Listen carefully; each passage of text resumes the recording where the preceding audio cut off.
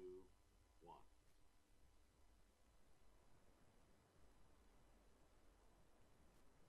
The hearing will come to order. Good afternoon, everyone. Welcome to the first Transportation HUD Subcommittee hearing of 2021.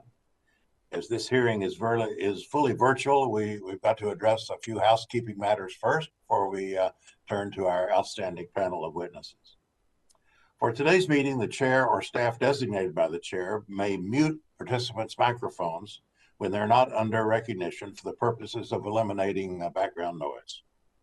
Members are responsible for muting and unmuting themselves. If I notice that you've not unmuted yourself, I'll ask you if you would like the staff to unmute you. And if you indicate by nodding, staff will unmute your microphone and you may speak. I remind all members and witnesses that the 5-minute clock still applies. If there's a technology issue, we may have to move to the next member while we resolve it. But when your speaking resumes, of course, you'll get full credit for the time lost, and you'll retain the balance of your time. You'll notice there's going to be a clock on your screen that'll show how much time is remaining. At 1 minute remaining, the clock will turn to yellow. When your time has expired, the clock will turn to red. And at that point, I'll let you finish your sentence, but we'll move quickly to recognize the next member. In terms of the speaking order, we'll begin with the chair and ranking member. Then members present at the time the hearing is called to order will be recognized in order of seniority, that is subcommittee seniority, alternating sides. And then finally, members who were not present at the time of the gavel will be called in the order in which they arrived. Finally, House rules require me to remind you that we have set up an email address to which members can send anything they wish to submit in writing at any of our hearings or markups. That email address has been provided in advance to your staff.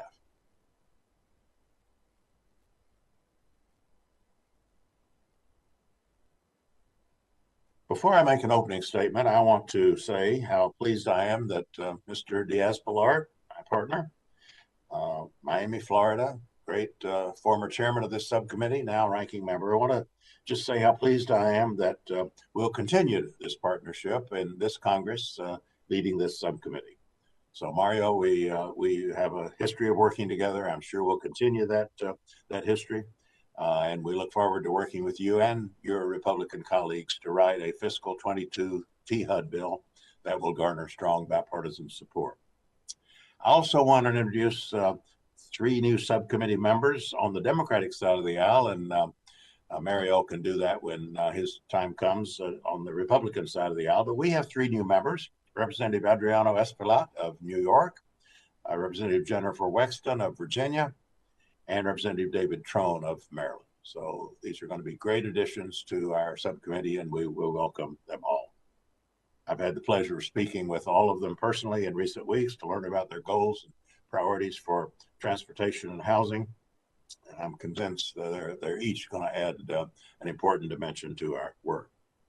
I also want to recognize a couple of staff members who unfortunately are going to be leaving us. The first is very close to home, Sean Maxwell, my Deputy Chief of Staff in my office, whom many of you know and have worked with. Sean is leaving the Hill to become Deputy Assistant Secretary for Legislative Affairs at HUD.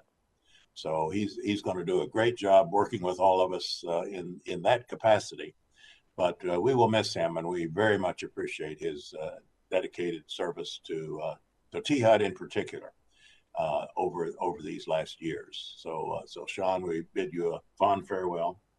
And Angela Ohm, we've recently learned is going to be departing as well. Angela is a 20-year veteran of federal service. She has been with this subcommittee 8 years. And we will, or she's been with Appropriations 8 years, a good number of them with this subcommittee. So Angela, we appreciate your service and wish you well also. Today's hearing is entitled Creating Equitable Communities Through Transportation and Housing. The focus on equity as our first hearing is quite deliberate, I assure you. Economic inequality in America has been steadily increasing over the last 30 years. The top 10% of Americans hold roughly 70% of the country's wealth. Over this same time period, middle-class incomes have grown at a slower pace than upper-class incomes, so the gap keeps widening, and the middle class keeps shrinking. Black households in particular fall behind their white counterparts economically. That's the result of the cumulative effects of biases and prejudices that have sometimes been actually embedded in public policies, as I'm sure we will learn from our witnesses today. At other times, those prejudices have stood in the way of the observance of policy objectives or the enforcement of the laws that are aimed at countering discrimination and inequality.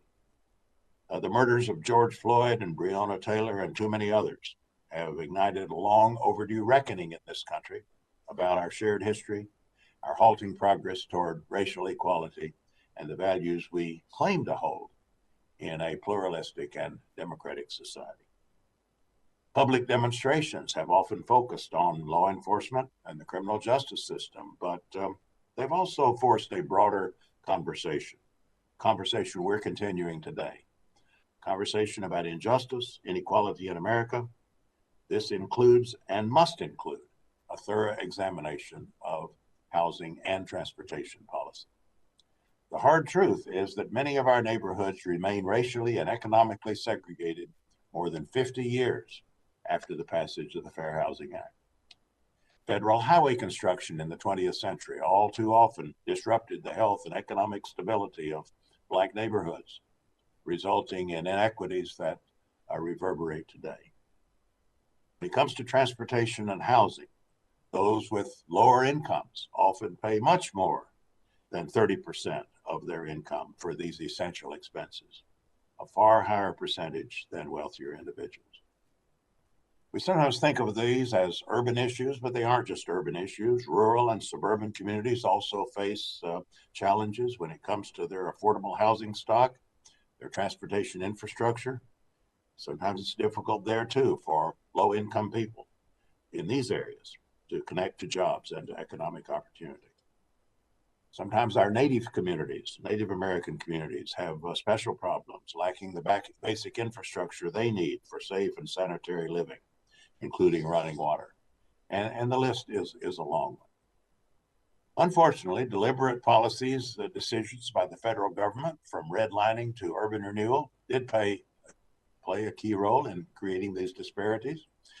We weren't members of Congress when these decisions initially were made, but the legacy is an ever-present factor in the lives of tens of millions of Americans, our fellow citizens. And so it's not possible, really, to turn a blind eye. We're also grappling with a pandemic that, as we've often said, has not only exposed but exacerbated many of these inequities that I'm talking about. The Center on Budget and Policy Priorities reports that families with children have been hit particularly hard. 4 in 10 children in renter households are experiencing either housing or food hardship and insecurity. Black and Latino households, which have experienced disproportionately higher job losses during the pandemic, much more likely than others to report that they're either not caught up on their rent or not getting enough to eat. Now, the American Rescue Plan Act, recently enacted, will help fill this gap. It's providing critical relief to get individuals and families and communities to the other side of this pandemic. But the data makes clear that not everyone will recover from the impacts of the pandemic to the same degree or at the same pace, and that people of color in particular, are likely to experience more lasting effects that affect future generations, if we do not address the deep and entrenched disparities already present in our society. The federal government must continue to advance policy solutions that change this trajectory. This subcommittee has an important role to play in this broader effort. We've made some strides, small strides, I'd say, on a bipartisan basis in recent years, a range of items, large and small, that indicate our good intentions, I would say, and things that we hope to build on. For example, we have prioritized in the fiscal 21 THUD bill. We prioritized areas of persistent poverty by setting aside $30 million in planning and technical assistance grants to marginalized communities to help them participate in beneficial programs more fully. We've stressed internships, giving young people an opportunity to in institutions of higher education to get job experience and opportunity. We've boosted fundings for compliance with the Americans with Disabilities Act. We've provided billions for homeless prevention and assistance. It's been a major focus of this committee, both in the regular appropriations and in our pandemic relief measures. We've appropriated new funding to address urgent health and safety threats in federally assisted housing. And we know that many of those health and safety threats are just the tip of the iceberg in terms of what needs to be done with those public housing needs. We've created a new pilot program to provide legal assistance to people facing eviction, and so on. We've done some things. These are promising steps, but we've got to build on them. What exactly does equity mean? How is it defined? How does the federal government further or hinder it? What are the roles of state and local governments, nonprofits, private sector in creating more equitable transportation and housing opportunities? And how do we operationalize equity? In other words, how do we make it real in terms of public policy?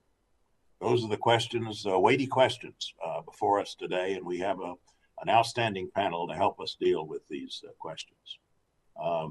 Dorval Carter is the president of the Chicago Transit Authority. Elizabeth Nibon, the research director of the Turner Center for Housing Innovation at University of California, Berkeley.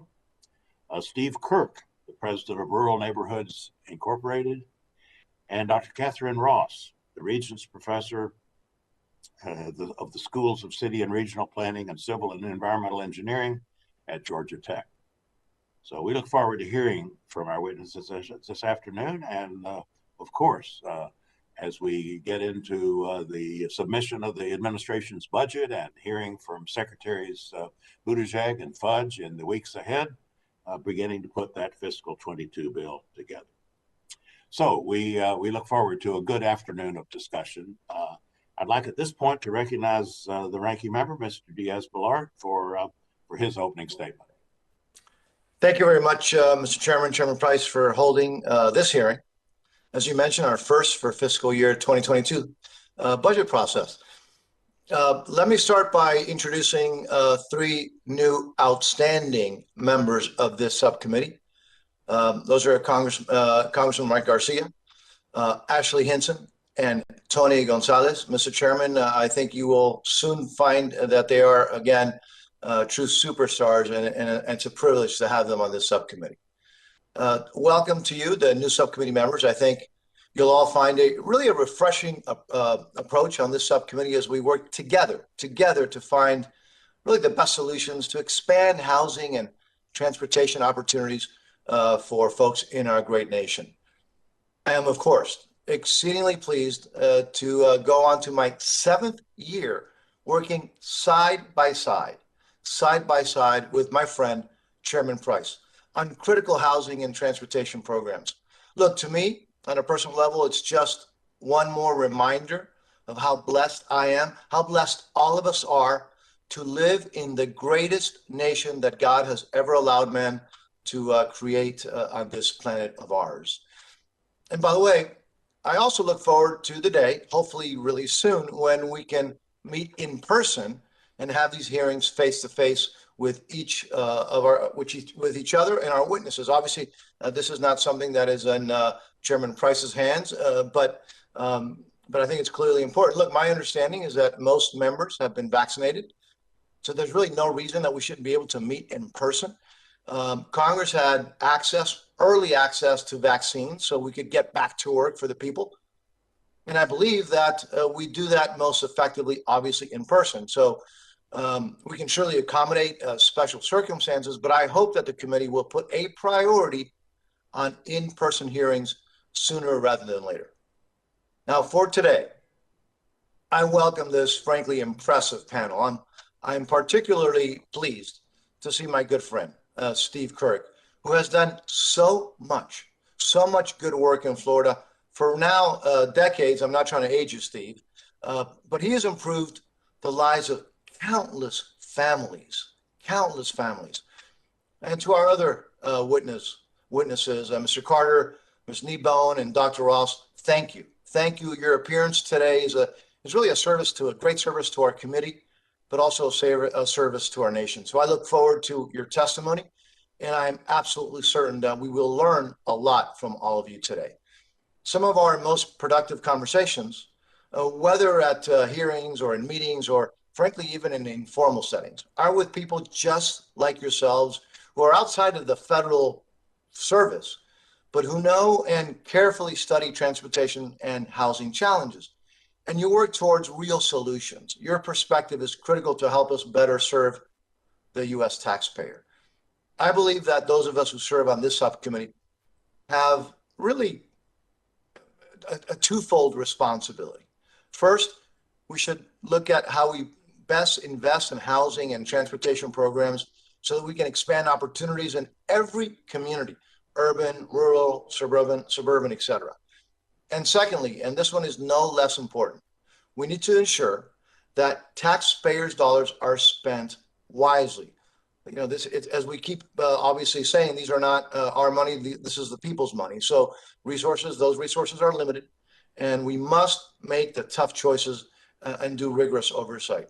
So as we begin our work in fiscal year 2022, the THEAD bill, we will once again face the task of reviewing programs to see what is working, what needs to be changed and improved, so that more Americans can climb the economic ladder and lead better lives. Our witnesses today can help us with that task through their experience at the regional, community, and neighborhood levels. The four of you, of the witnesses, bring frankly unique perspectives that will help us explore the connections between transportation and housing. So much of your work crosses those two sectors. Just as our work on this subcommittee requires us to always be mindful of that intersection between programs at HUD and DOT. Again, let me thank our witnesses. I know this panel will have a lot to contribute as we consider how to make the best possible choices in this bill for fiscal year 2022 and beyond. And again, to you, Mr. Price, as always, I look forward to working with you. I could not think of a better person to work with. So thank you. And with that, Mr. Chairman, I yield back. Thank you. I share those sentiments and the assurance that we will work together productively.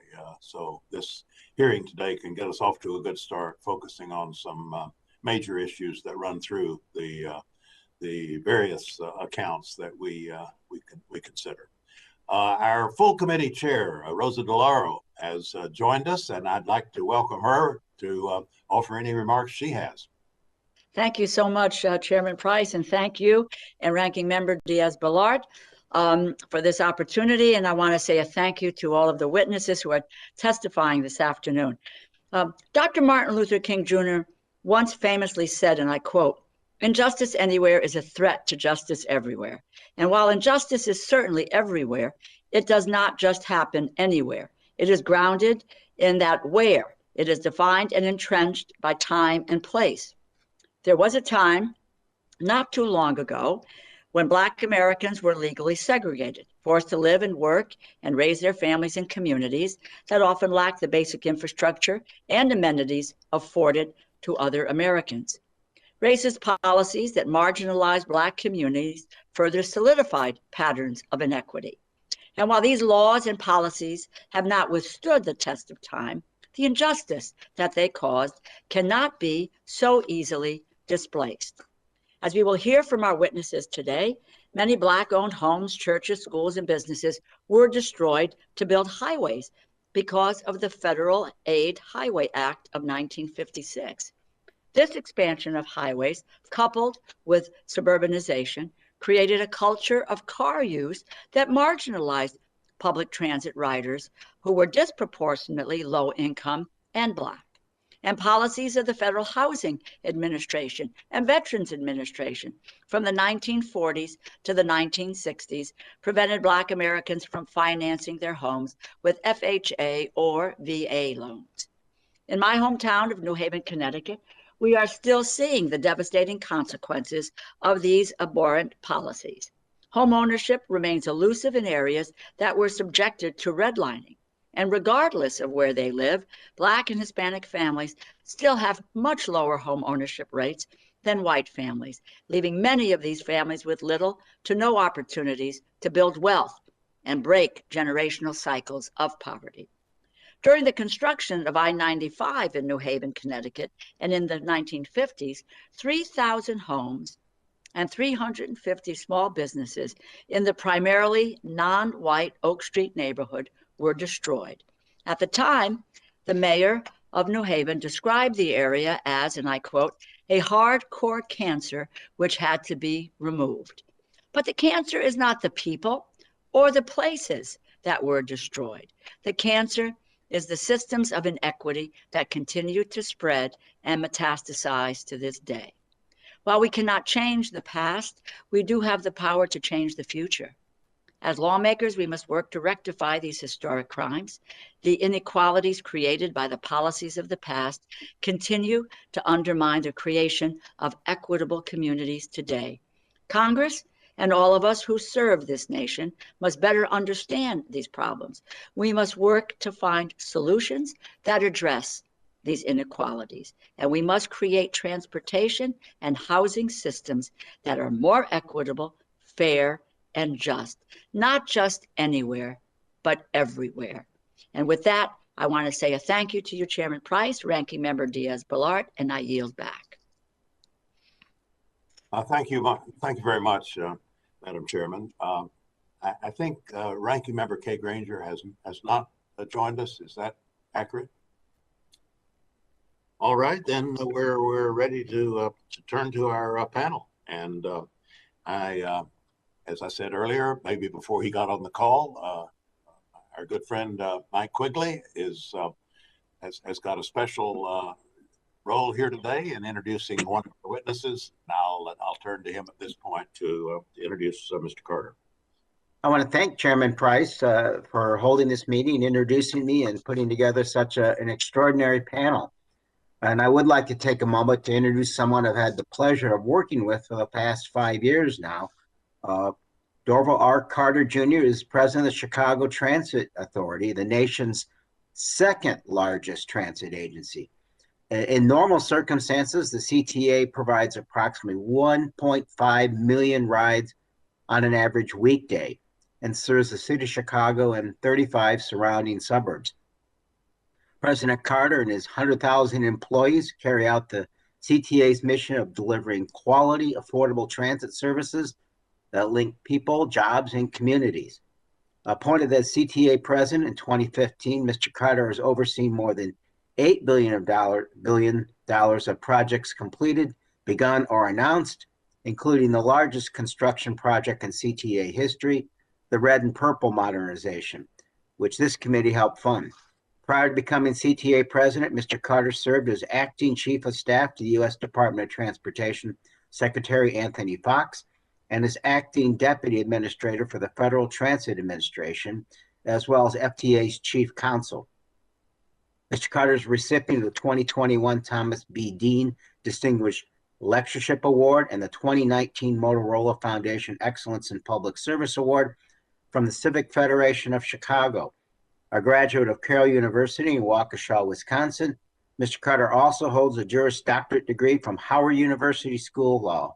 I know I speak for everyone on this subcommittee when I say we are delighted to welcome President Carter in front of the committee today and look forward to his testimony. Thank you, Mr. Chairman. Thank you, Mr. Carter. Will you proceed for 5 minutes? We'll be happy to put your full statement in the record, but we'll appreciate your limited your old statement to something like 5 minutes. Thank you very much, Chairman Price. I also want to thank Ranking Member Diaz-Balart and, of course, my good friend and colleague from the hometown of Chicago, Congressman Vice Chairman Mike Quigley, who is a committed advocate for quality public transit in Chicago. As president of the CTA, I'm a member of a group of transit agency CEOs, large and small, urban and rural, across the country that are having conversations about equity and the need to confront necessary expenditures in the face of inadequate funding in a way that does not shortchange low-income, disabled, or minority customers. Our ability to adequately serve these individuals is primarily governed by the state of funding of public transit. There's a simple, inescapable truth that public transit funding decisions are a direct reflection of who we value in our society. The apportionment of public resources is a resounding statement about not only how we perceive our moral responsibility to one another, but a test for who we believe is worth investing in. Unfortunately, in many cases, transportation funding indicates a lack of value being placed on low-income, disabled, and minority individuals. This dynamic is not only a concern for large municipalities. Over the course of my career, particularly during my time at the federal level, I have seen firsthand how important federal funding support can be for smaller, often rural transit agencies. In fact, we must be concerned with the needs of those systems exactly because they are smaller and because they serve a ridership base that is frankly easier to ignore. As a result, they are forced to examine their equity needs as secondary to issues related to their ability to remain in service. During my tenures at both FTA and the U.S. Department of Transportation, I saw what can happen when transit systems and the smaller minority communities they serve do not receive the attention they need. Sometimes unintended consequences are, in fact, what it may occur. When I was at FTA during the construction of the Minneapolis, Minnesota's Green Line, inadequate communication between local and federal officials, combined with a lack of awareness on FTA's part that a long-time funding requirement barred the construction of a direly needed rail station in the Southeast Asian community and risked the disenfranchisement of thousands of people. We investigated and corrected the situation, and the station was built. But this is one example of how easily inequitable outcomes can happen to these communities and their transit systems. At CTA, we have received and sincerely appreciate federal assistance for a number of projects. We are currently moving through the process for federal funding for the $2.5 billion Red Line Extension project, which we hope will advance the FTA New Starts program. The extension will serve the far south side of Chicago, including Oakdale Gardens, which is a low-income housing development, and will help create better access to jobs and spur economic development for that community. It is a tremendous example of a large capital project that is, itself, an example of how we can equitably serve those who need it most when federal capital dollars are available. We are, of course, appreciative for all the dollars that have been made available to transit agencies to help us during the extraordinary COVID-19 public health crisis. And I hope to encourage you to continue your vigilance regarding transit funding. In fact, findings from a study conducted for CTA by Argonne National Laboratory have shown that if CTA were subject to service cuts, it would cause a ripple effect in the economy, resulting in shopping, dining, and entertainment revenue losses of between $112 million and $327 million, and thousands of jobs lost in industries that are already severely impacted by COVID. The combined economic impact is estimated to be between $1 billion and $3.4 billion. As CTA president, I have made it a priority to work on focusing our agency's collective vision regarding equity to ensure it takes center stage. In fact, we engage the equity question very directly and at every level of our organization. We do this by leveraging our relationships with prime contractors, which ultimately benefits riders, vendors, and potential workers that have been traditionally disenfranchised, whether by past service decisions, lack of access of opportunities, or otherwise, but are now put on a level playing field. I want to leave you with this. I believe the public transit industry can take great strides in terms of correcting past inequities and achieving new equitable outcomes for wide swaths of communities filled with transit-dependent individuals. I also believe that goal is only achievable with adequate federal funding and federal, state, and local leadership that is committed to making that a reality. Hearings like this are encouraging in that regard, and I am grateful that you are having this conversation. Thank you very much for your time and consideration, and I'll be happy to answer any questions that the committee may have. Thank you, Chairman. Thank you very much. Let's turn now to Mr. Kirk, Steve Kirk, the president of Rural Neighborhoods Incorporated. Good afternoon, Chairman Price, Ranking Member Diaz-Balart, distinguished members of the committee. My name is Stephen Kirk, and I serve as president of Rural Neighborhoods, a charitable group that has developed more than 2,000 rental homes in 9 communities from the Florida Keys to the city of Gainesville. Rural Neighborhoods strongly supports policies that promote equitable communities and reduce the disparities in income and wealth faced by Black and Indigenous people of color. I'm a Western Maryland native, graduate of Duke University, and a grassroots housing and community development practitioner. I hope to touch on 4 topics. First, striking a balance between neighborhood revitalization and communities of opportunity. Fair housing advocates reason subsidized developments are disproportionate in poverty neighborhoods and should be elsewhere. Community development advocates, on the other hand, maintain investment in distressed areas, revitalize poor neighborhoods, and preserve existing housing.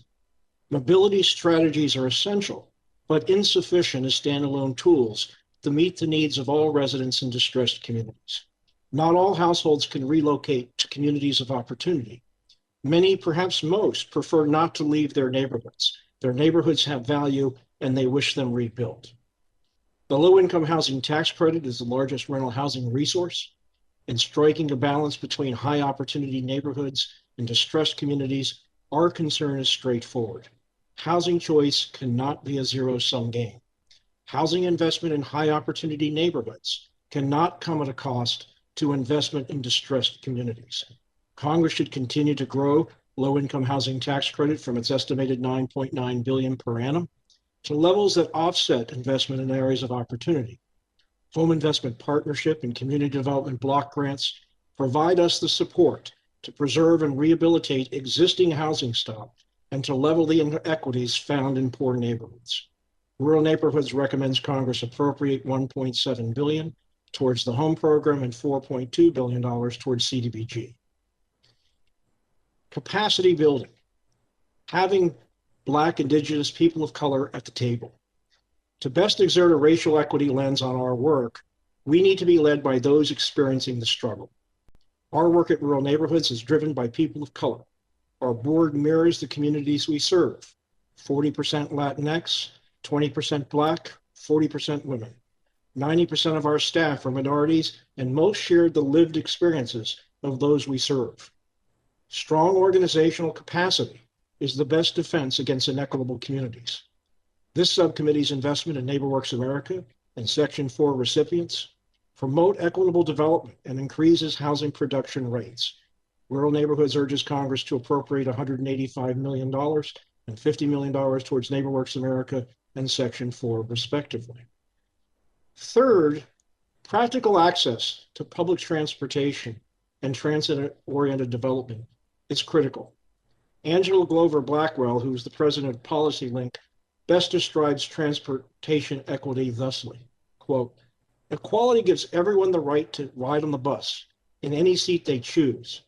Equity ensures there are bus lines where people need them so they can get to school or to the doctor or to work. For the housing practitioner seeking to boost equitable development, simple, practical access to public transportation is critical.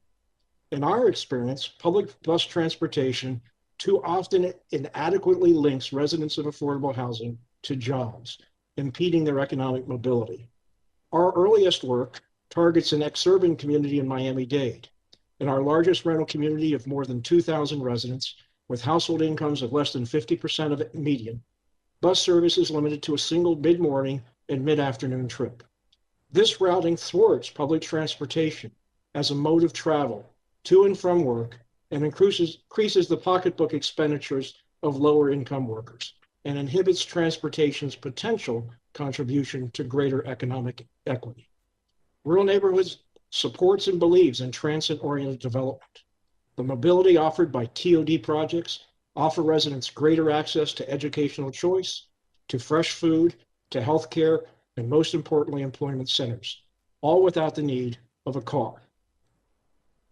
Thank you for the opportunity to contribute towards this topic. Practitioners like Rural Neighborhoods exist in your communities. Groups like DHIC in the Research Triangle, Ability Housing in Jacksonville, Garrett County Community Action Committee in Oakland, Maryland. I urge you to see their work firsthand. Thank you. Thank you very much. Let's next turn to Dr. Ross, Dr. Catherine Ross, who's the Regents Professor at the Schools of City and Regional Planning and Civil and Environmental Engineering at Georgia Tech. Dr. Ross, we're happy to have you with us, and please proceed for 5 minutes.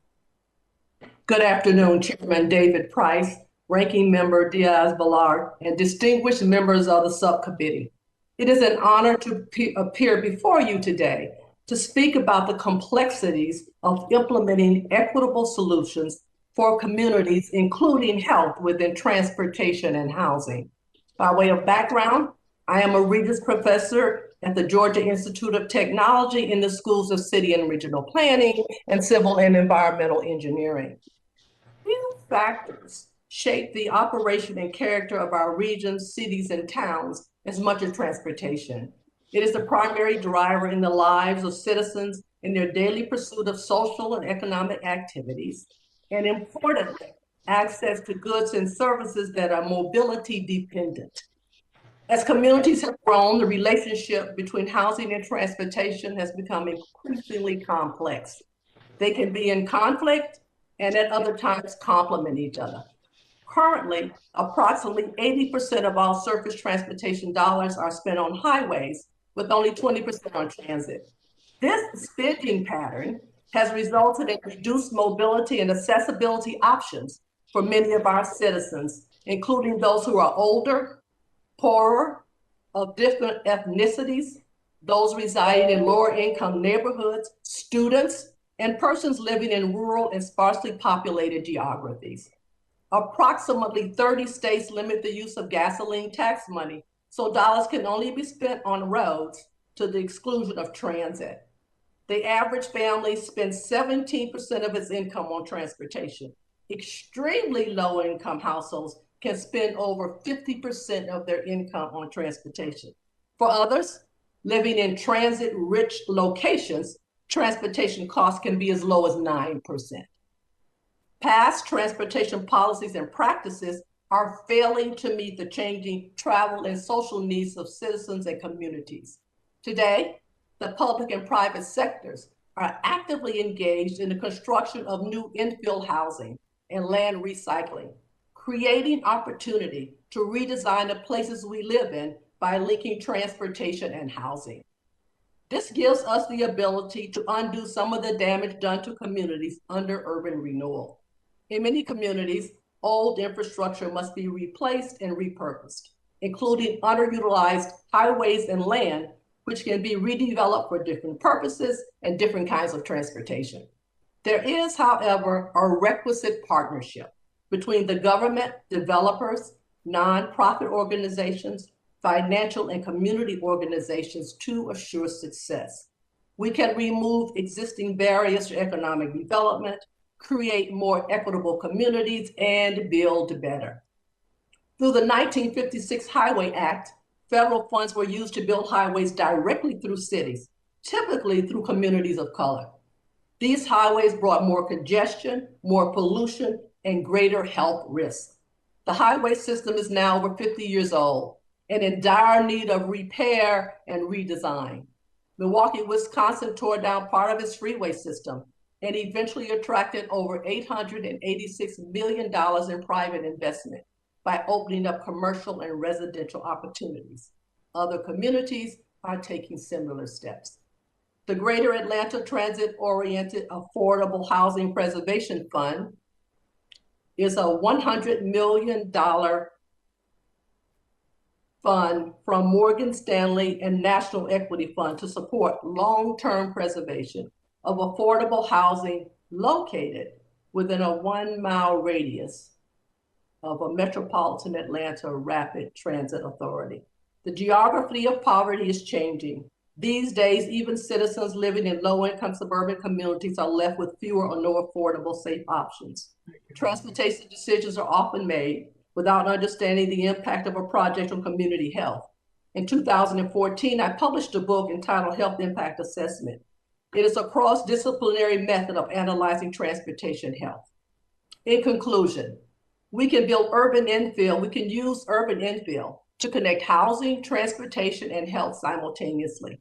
The integration should make housing and transportation accessible to everyone from highest to lowest income and regardless of ability. We must provide greater connectivity, including the provision of broadband and digital capacity to communities. Thank you. Thank you very much.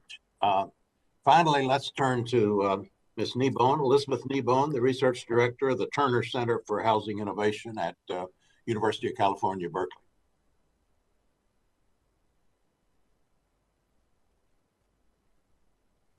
He's having connectivity.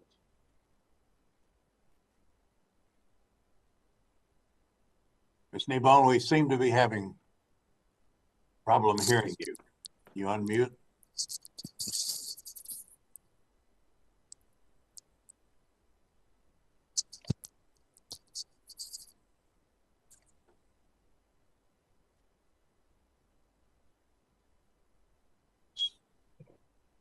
Still not working. Hello? Hello, all right. Am I coming through now? Now you are. Oh, thank you so much. All right. Yes, thank you. Chairman Price, Ranking Member Diaz-Balart, Subcommittee members, good afternoon. My name is Elizabeth Nibon. I'm the Research Director at the Turner Center for Housing Innovation at UC Berkeley. Thank you so much for the opportunity to participate in this hearing today on this really critical topic of the role that housing and transportation can play in contributing to more equitable communities. In the past, federal policies in both of these areas have worked against that goal, from the establishment of the federal housing finance system that actively discriminated against Black households and neighborhoods, to the expansion of the highway system and building transit networks that perpetuated and exacerbated racial and economic segregation. The disparities that these policies contributed to are still very apparent today by race, by income, across place. They're evident in a home ownership gap between Black and white households that's worse today than it was in 1960 before the Fair Housing Act was passed. They're evident in appraisal and lending practices that still disadvantage households of color and lower income borrowers.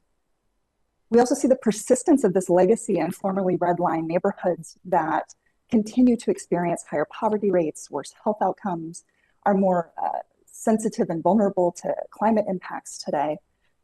But also that geography of disinvestment, of distress has not proved static. We've seen poverty grow in more places and concentrations of poverty emerge in new areas like suburbs, like smaller metropolitan areas, communities that often aren't connected to transit readily, and that may not be in the same areas and often aren't where job opportunities are growing.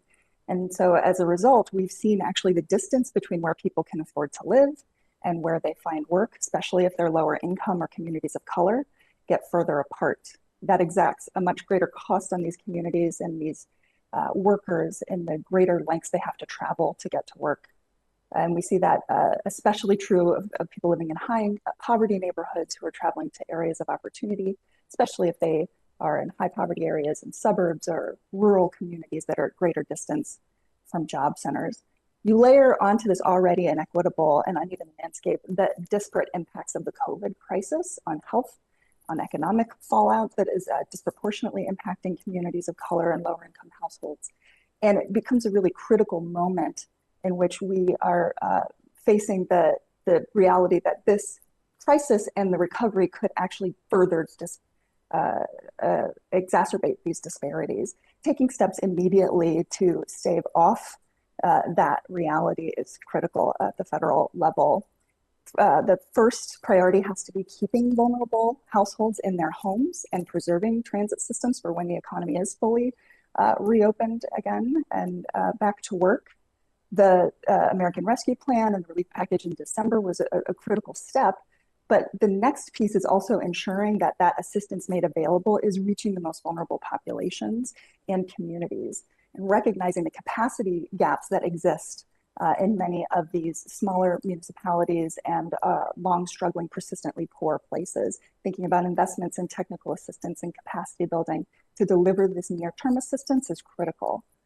In the longer term, it will also be important to make sure that we're extending adequate assistance to vulnerable households to address rent burdens, to help facilitate more equitable access to home ownership opportunities, But a key piece of that will also be ensuring that we have the adequate housing supply, the right amount, the right mix, and the right location to facilitate affordable rental and homeownership options that increase equitable outcomes. There are ways that we can take existing resources and make them work more seamlessly together to help produce affordable housing. But we should also be thinking about housing and transportation investments as linked parts of our infrastructure investments. And to the extent that we can plan for and invest in that housing infrastructure at more regional, cross-jurisdictional levels that better link up with the way that we plan for and fund transportation, the more that we can create more frameworks for accountability and make sure that we're really advancing these critical goals of improving equitable outcomes and environmentally sustainable development patterns. I really look forward to the rest of the discussion today, and thank you again for the opportunity to participate in today's hearing. Thank you very much. I think you'll find a lot of agreement on this subcommittee with that proposition that housing is infrastructure, that it happens on our subcommittee that transportation and housing are married as departments and funding areas. And this does invite us, I think, to think about the nexus between those two critical areas of policy. So thanks to all of you. This has gotten us off to a good start. We're going to now proceed with member questioning, 5-minute rounds. We'll recognize first members who were present at the beginning of the hearing in their order of subcommittee seniority, alternating between majority and minority. And then finally, we'll recognize members who may not have been here at the opening gavel at the time they're called to order in which they arrived. I'll ask members to be mindful of the time and to allow the witnesses to have enough time to answer within your 5-minute segment. Well, let me proceed, and I'd like to proceed in a way that perhaps continues just a bit the framing of this whole afternoon's discussion, and ask you to distill from your testimony and your thoughts some additional reflections on, particularly on policy. On policy, the history of policy and policy initiatives and policy efforts looms very large in today's hearings. Each of you has testified about policy as a two-edged sword. You know, there are policies in the past that is, as we know, Chairman DeLauro talked, I remember in New Haven, that situation. We lived there for a number of years where federal highway policy had decimated minority neighborhoods. And then in my next move, came to Durham, North Carolina, where the Durham Freeway bears witness to the same kind of policy, a kind of destructive policy impact. At the same time, as we talk and as we appropriate, we're looking to policy to be a corrective, and for policy to help us open the way to a more equitable and more inclusive future. So just to get us started, I'd like to invite each of our witnesses to reflect on a couple of things. One, where in your area of expertise, where does the past policy weigh most heavily? What would you identify as the main policy errors or missteps that need to be overcome?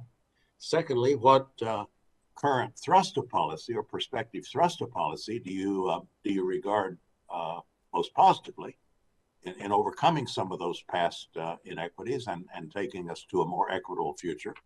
And then finally, if you have any comments about the nexus of housing and transportation policy in this regard, I think that would be helpful as well. So why don't we just go down the same order, if that's all right, that you spoke, starting with Mr. Carter.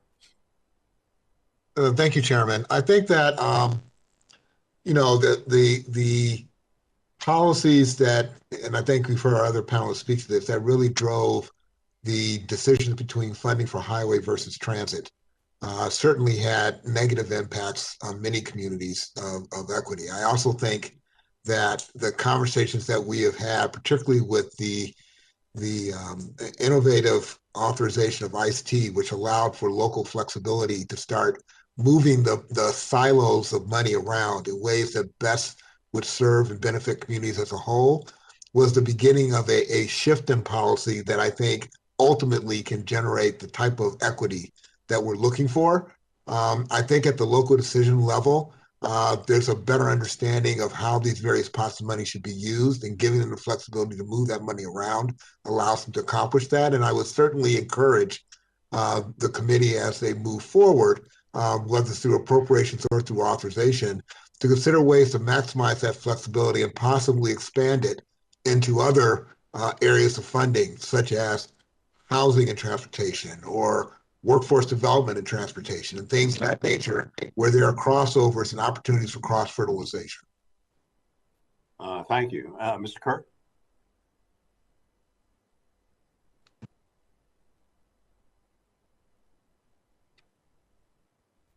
Mr. Kirk, you need to unmute. Excuse me. Local policies too have impact. In some of the rural communities that we work, code enforcement is a glaring example of inequitable application. Conditions that would not be permitted to exist in wealthier communities are tolerated in low-income communities and benefit too often landlords rather than their residents. CDBG is a solution to both these type of code enforcement and to the drainage issues that exist in some of our poor rural communities. In a success, transportation in Miami-Dade and Monroe County has been very effective at finding ways to enable people who live in more affordable communities, such as Homestead and Florida City, travel each day to job centers in the Florida Keys. We have 8 trips between 5:40 in the morning and 8 o'clock in the morning for people to commute to work and bridge that choice between an affordable place to live and a needed job. All right, good, thank you. Ms. Ross, Dr. Ross.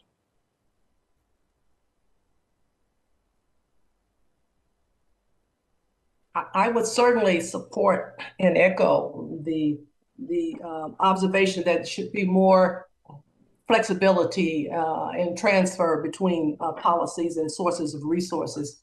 A president a long time ago said we ought to have a comprehensive transportation fund, and let's go and every so often figure out what we need to invest in based on what the changing needs are, rather than these locked in amounts that don't allow us to respond to what our existing conditions and our emerging conditions really are. I'd also like to reference the lack of broadband and smartphone technology. In some places in Georgia, as much as 25 to 30% don't have smartphones, don't have broadband. So if you look at COVID-19 and you have a mobile way to give them access, they wouldn't know about it. And so I think this digital divide is critically important in terms of transportation and housing. And of course, many communities are now starting to look at that, some cities, but I would offer that as something we ought to put some attention on and some resources in a comprehensive way. The last comment has to do with what got us started 10 years ago, something we call location efficient mortgages. It simply said it made a connection between your ability to rent or afford a house based on whether you had access to transit, in which case you could afford a more house or lower tax in taxes and lower monies in terms of how much you pay for a mortgage. So those are the kinds of things that I think resonate for the communities we're talking about. Good. Finally, Ms. Nibon.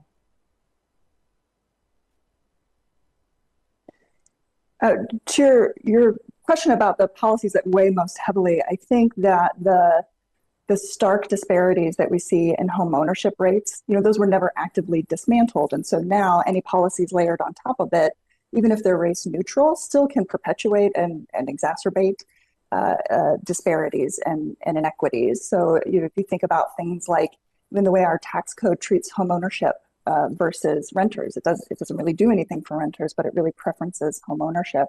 Because homeowners are disproportionately white and more affluent, that means there are a lot of resources and subsidies flowing to those households, but that are not available to lower income and households of color. I think we also see it in sort of credit scoring practices and thinking about access to credit, in that if you are not, rent payments aren't showing up, and building your credit history, payments for utilities and other on-time payments aren't showing up, then that, that's a disadvantage for lower income households who are more likely to be renters, but who may be credit worthy and ready to enter homeownership. So thinking about ways, again, to recognize those lasting legacies that have yet to be dismantled will be important to really close these gaps moving forward. I also want to echo that comment about flexibility, especially when we think about the geographic landscape at which these sort of inequities play out, that what is needed in different communities and what might be effective in an urban community versus a more lower density suburb or rural community may look different, or in a supply constrained high cost market versus a softer market that may be experiencing economic decline. The more we build flexibility into our housing supply strategies, the more we can make sure that we're meeting communities where they're starting now in deploying the right sort of housing oriented supply strategies. And then the ability to connect those explicitly to transportation planning, I think, is going to be just critically important. And there are models we can look to of different regions that are already thinking through how to do that, as high capacity metropolitan planning organizations who do engage in housing planning and help coordinate across multiple jurisdictions. In California, we have a sort of a regional housing planning approach, again, that can operate at a level that makes it a little bit more straightforward to think about planning for housing needs in collaboration and connection with transportation and transit opportunities. So I think that being able to push more towards that direction, that integration of thinking of that infrastructure investment will be really important. Good. Thank you very much. Mr. Diaz-Balart. Thank you very much, Mr. Chairman. I'm going to direct my question to Mr. Kirk. And as I mentioned before, and I thanked him before in my opening statement, I need to thank him again for the work he's done all over Florida for decades, all the way back to Hurricane Andrew, I believe. Mr. Kirk, your efforts have helped again countless individuals and families, and I'm grateful for that. Now, one of the issues that I hear from every mayor, every local official, and it's a particular, I think, challenge that we face in our region, is workforce housing. And many in the workforce, whether it's teachers, police officers, service workers, they don't meet the income requirements for affordable housing programs. But again, they still can't afford housing. And so, as you know, this can force workers to find housing really far away. And you mentioned a little bit when you spoke before. But obviously, the issue with long commutes and separation from their communities, et cetera, is a real issue. So what are some of the innovative strategies that you've been using to address this, I think, growing challenge?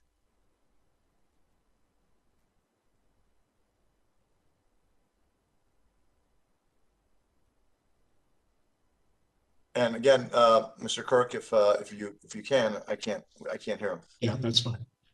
Congressman, it's true. It's an increasing refrain in county and city commission chambers, especially during COVID. How do we help healthcare workers, teachers, and others, particularly at the outset of their careers?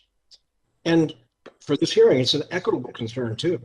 The nursing profession is challenged to recruit and retain a diverse workforce.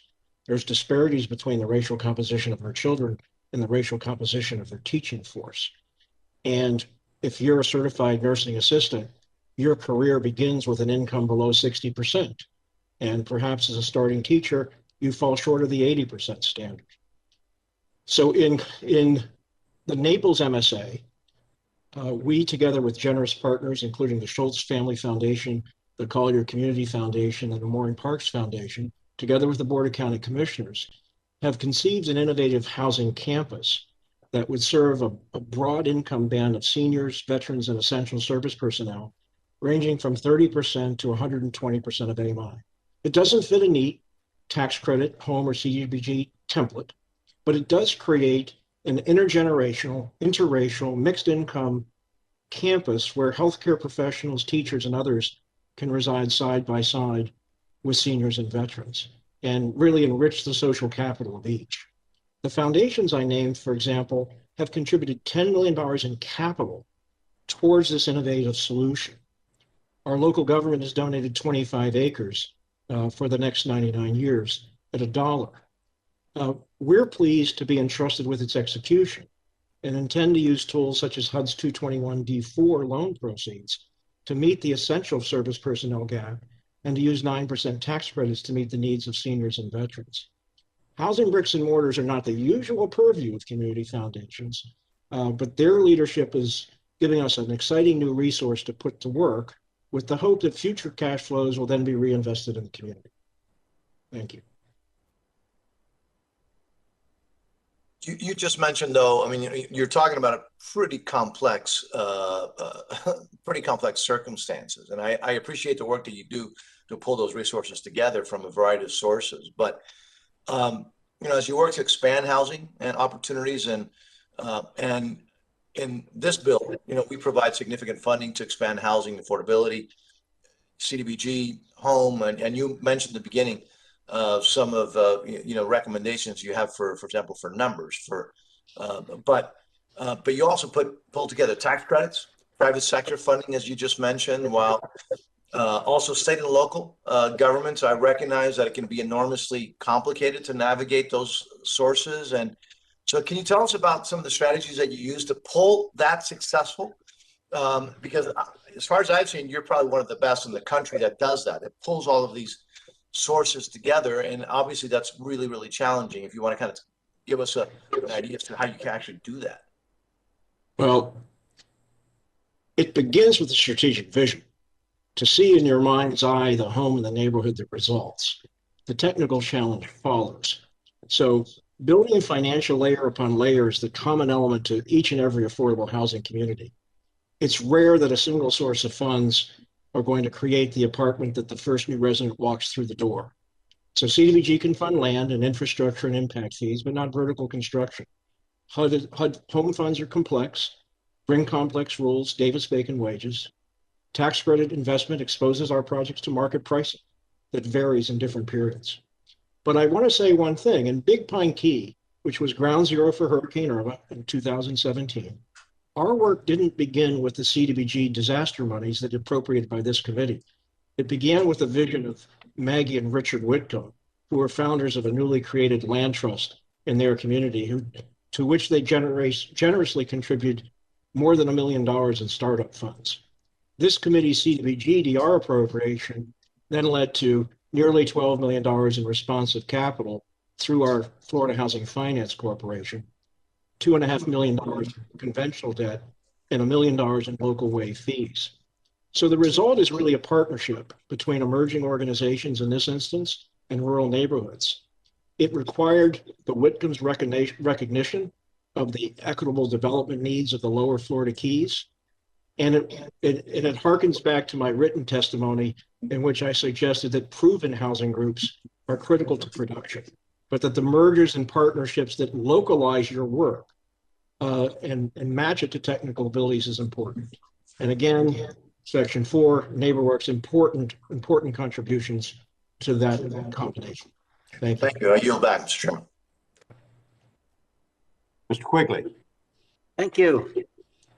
President Carter, thanks again for being here today. I want you to know that it's all transit today. After our talk now, I'm going to go meet Chicago's Transportation Commissioner. So plenty of work to do. You and I spoke recently about the effects of COVID on transit. And I guess I want to get your view on how the pandemic has shaped your views on equity in transportation, and specifically how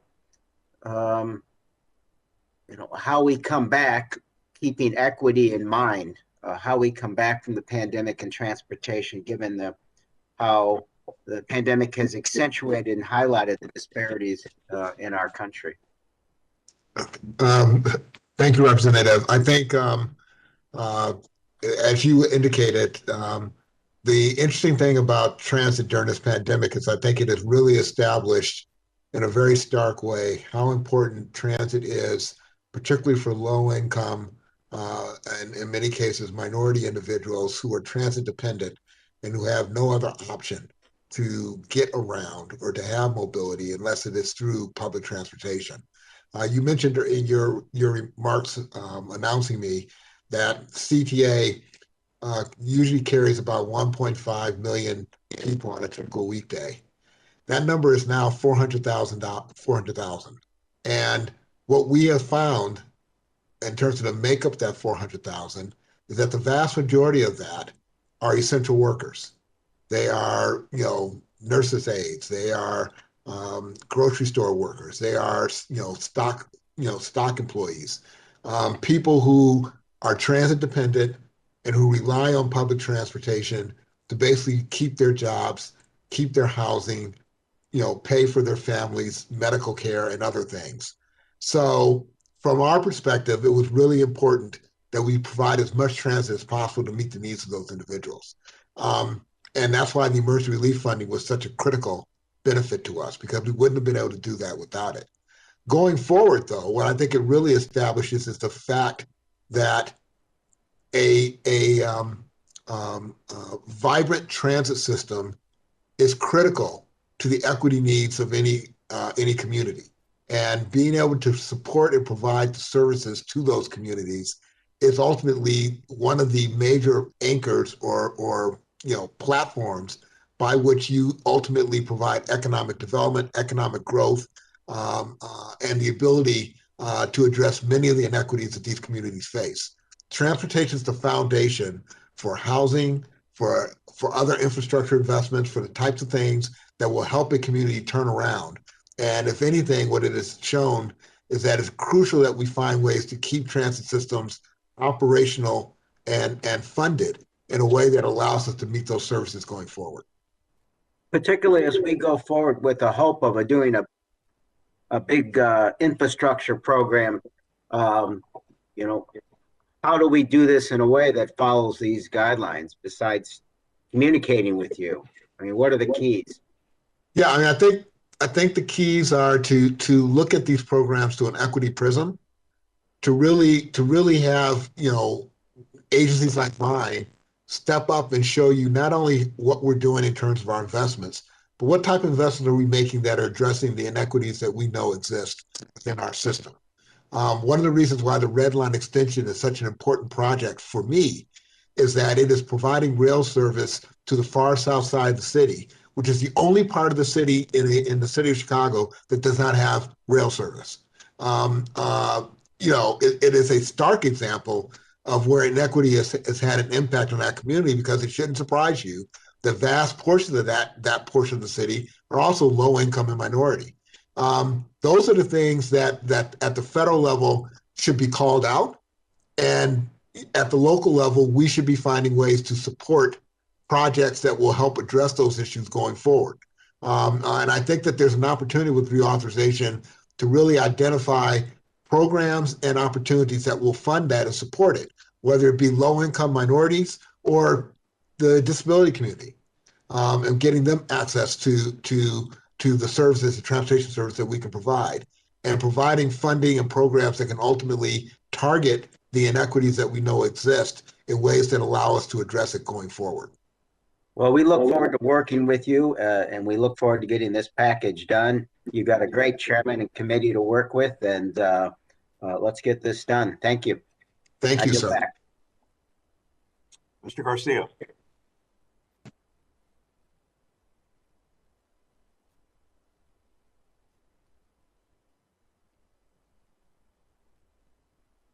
Mr. Garcia, online? All right, then Ms. Henson.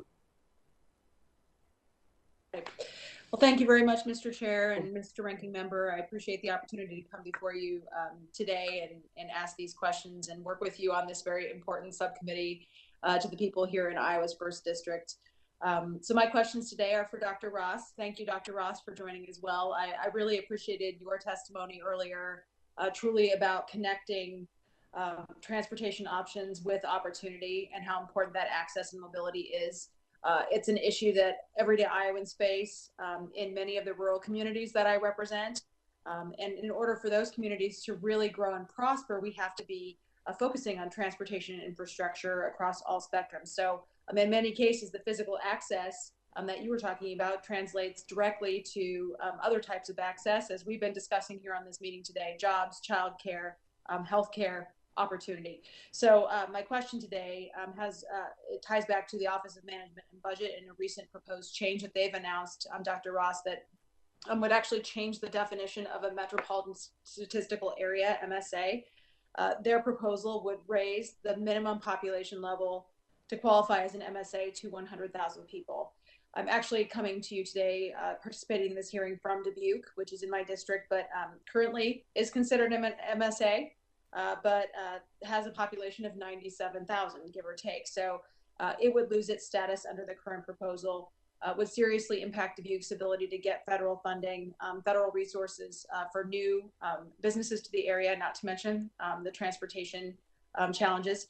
This would also impact 144 other cities across the country, including some communities in my fellow subcommittee members' districts, Congresswoman Waxton's and Congressman Trone's districts as well. So this impact will be felt across the country if this moves forward. So can you, Dr. Ross, speak a little bit to the shift of what this would look like for our communities, for the residents, and specifically tied back to the opportunities that you were talking about earlier connected to transportation?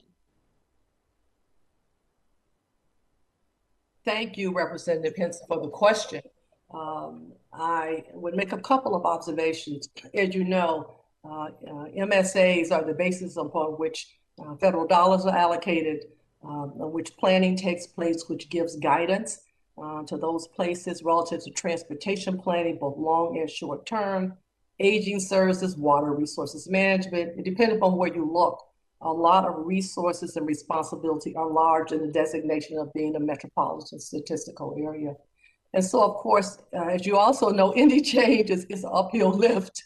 It is something that requires deliberation and a comprehensive assessment of who wins and who loses, the benefits and the cost. And so one of the things that I really think is important is to look at what the benefits and costs of shifts might be, and to try to allay those, whether that means new policy, additional policies, reframing it, or trying to accommodate changes that would particularly hurt those communities. And I referenced those in my comments when I talked about sparse and not dense rural geographies, which are a continuing concern and have been forever as far as I'm concerned in the United States. So I guess what I would offer is that the change would also look at ways to alleviate what kinds of impacts this would have on communities, particularly those that are not Atlanta, Chicago, New York, California, other kinds of big cities where the transportation planning process has a large number of opportunities and access to resources.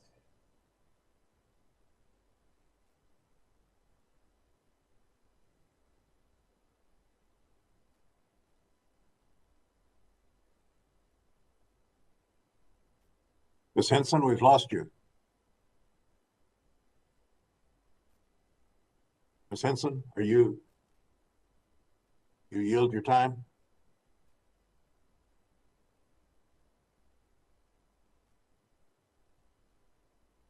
Ms. Henson, are you yielding your time?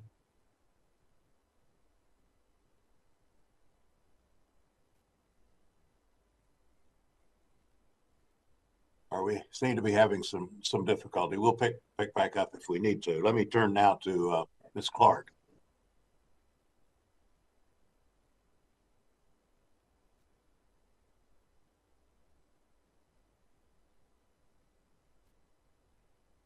Ms. Clark online?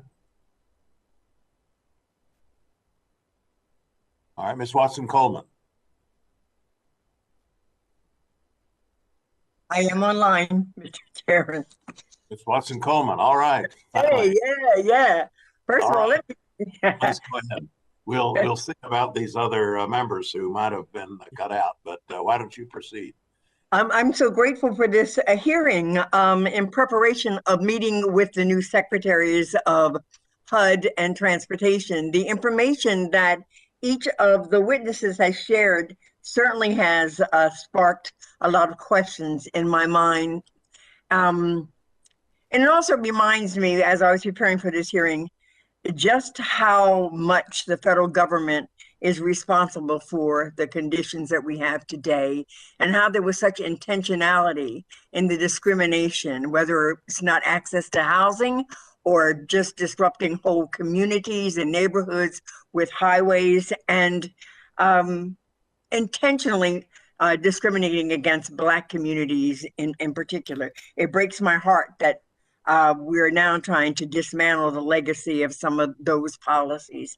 And so with that in mind, I wanted to ask if each of them would just tell me, in my first meeting with the new secretaries, Marsha Fudge, Transportation, Buttigieg, what policies should I ask them to give priority to, either eliminating because it's been harmful to access to equity in transportation, jobs, healthy lifestyles, housing, and which policies should they be more emboldened? Yes.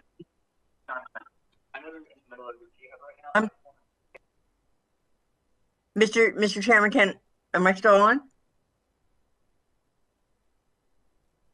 Mr. Chairman? Please continue, ma'am. You're good. Yes, you're on. Yes. Okay, thank you. Sorry. And which policies under their various departments should they be thinking broadly about, innovatively about, and moving forward on? Thank you. And I'd like for each of you to respond with at least one idea that I should raise with each of them. Thank you. Thank you, Mr. Chairman. Can I start with you, Mr. Carter, and then go Sure. to Dr. Ross, Dr. Nibon, and I'm missing somebody here. Sure. I'm happy to respond to that question. I think it's a very interesting and perceptive question to put to us. I think that, my knowledge is primarily on the transportation side. So I'll speak to the Department of Transportation. I think one of the things that you can certainly raise with the Department of Transportation is the opportunity to increase and remove the barriers that are faced by many of transit systems today to promote local hiring in our capital projects. You mentioned earlier about the need to create jobs and create opportunities, particularly in disadvantaged communities. And I think one of the challenges that we face are restrictions that are in place that prevent us from promoting programs that would actually create those kind of jobs, which I think will be critical if we're pursuing a new infrastructure bill that's going to provide many new opportunities for people to work. Is that including sort of second chance people? You said restrictions. Okay, just want to make sure I know what you're talking about. Okay. Yes. Thank you. With regards to policies to really be more aggressive on, I would say increasing, and I think you've heard this thematically from all of us during this hearing, increasing the flexibility between our programs, removing the silos, allowing us to leverage the federal dollars in ways that will maximize their benefits. Thank you. Now, I just have somebody talk to me about how to approach Marsha Fudge when she comes before us from Housing and Urban Development.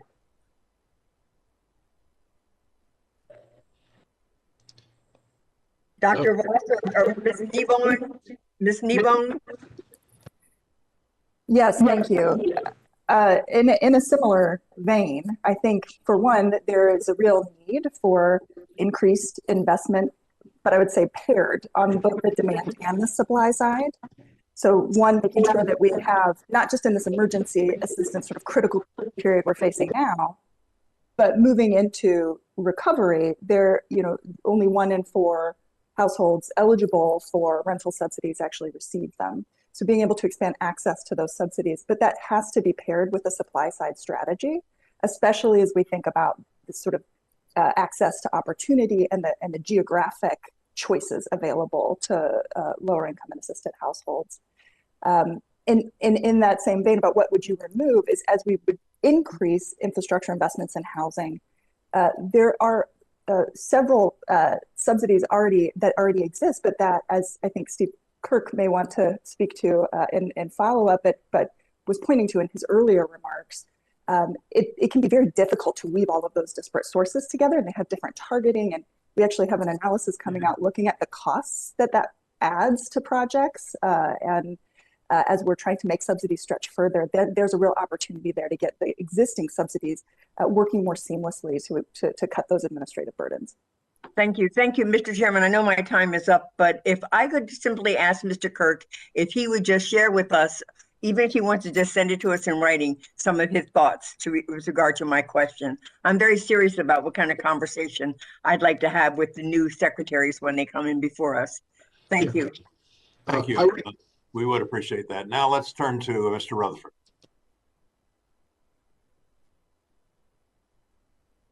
Thank you, Mr. Chairman, and I thank the entire panel for being here today. And I want to read something that Mr. Carter said earlier that was music to my ears, and I want to reiterate this for all of you that are in this business. He said, today, mobility considerations remain at the core of equity discussions that American transit agencies are having regarding how best to serve those who truly need the low-priced and widely available services of large transit systems. And I'm going to skip to the end where he says, about accommodating the needs of people from minority and low-income communities, people for whom a bus or train is not a choice, but a lifeline, a reliable and low-cost mode of travel they absolutely need to live their lives. And I can't stress that enough. As a lifelong law enforcement officer, I can tell you that it is a lifeline. People, they have to have that mobility. It's got to be available. And I'm going to give you just a quick example. In Jacksonville, we had a tremendous work furlough program. We got these guys, and even though Jacksonville's an urban area, we have rural areas as well. And the jobs were in the rural areas. We helped these individuals through work furlough get some really great jobs in the maritime industry. And when I went back to check on them 6 months later, they'd all lost their jobs. You know why? Because they didn't have transportation. And they got arrested for driving on a suspended driver's license and those sorts of things. And they lost those great jobs for one reason: lack of transportation. So what you guys do is incredibly important. And so I want to switch over and ask Mr. Kirk real quick, and thank you for everything you've done for Florida. But you mentioned in your testimony the difficulties for CDCs in raising capital, and particularly the pre-development capital. And you also highlighted the importance of providing additional funding for the home program. I'd like to hear more about how rural neighborhoods has been able to utilize home dollars, and whether there are improvements that can be made to help facilitate that flow of these dollars to nonprofits through, or even through, so you have the nonprofits on one side, but I'm also interested in these opportunity zones and how they can be used to help provide the jobs for the people that are living in the homes. Can you speak to that, Mr. Kirk? Thank you, Congressman Rutherford. And, you know, federal policies and appropriations require talented practitioners. You have one in Jacksonville in ability housing. Yes. But think of it this way: pre-development expense in a typical 80-unit rental project approaches $500,000. In order for us to get to a loan closing, we have permitted plans, and by the payment of design fees and permitting fees, the number gets that large. And so the home program can be helpful. It can grant or loan the staff costs, can help you purchase land, pay for design and legal fees, but not before the completion of environmental review or the HUD release of funds. The problem is that local jurisdictions view this as their highest risk investment because the costs are incurred before project feasibility is assured. And if it's not completed, those become ineligible costs to the local jurisdiction, and HUD seeks to reclaim those monies. Now, they may use at local jurisdiction level 5% of their funds towards funding the operating costs of CHODOs, but that today is limited to $50,000. That's not much. That's not much. Now, if I were to say there's a criticism, it would be twofold. I think the rules and regulations for home are not for the faint of heart. And as I said, local jurisdictions aren't keen on pre-development loans and grants.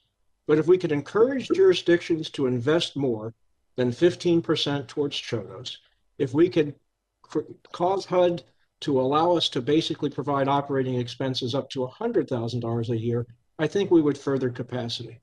But we have used home funds in the ranking members district time and time again, combining it with funds from Florida Housing Finance Corporation. And we're currently rehabilitating 75 units there, in which home provides a small piece leveraged by Florida Housing Finance Corporation to basically preserve 75 units that we acquired that were going to be lost to that community. And this is what I said earlier in my opening remarks. It's important to preserve and improve distressed communities. Preservation probably goes further than new construction in causing a good, healthy, safe place for people to live. Okay. But thank you very much, Steve. And Mr. Chairman, I see my time has run out and I yield back.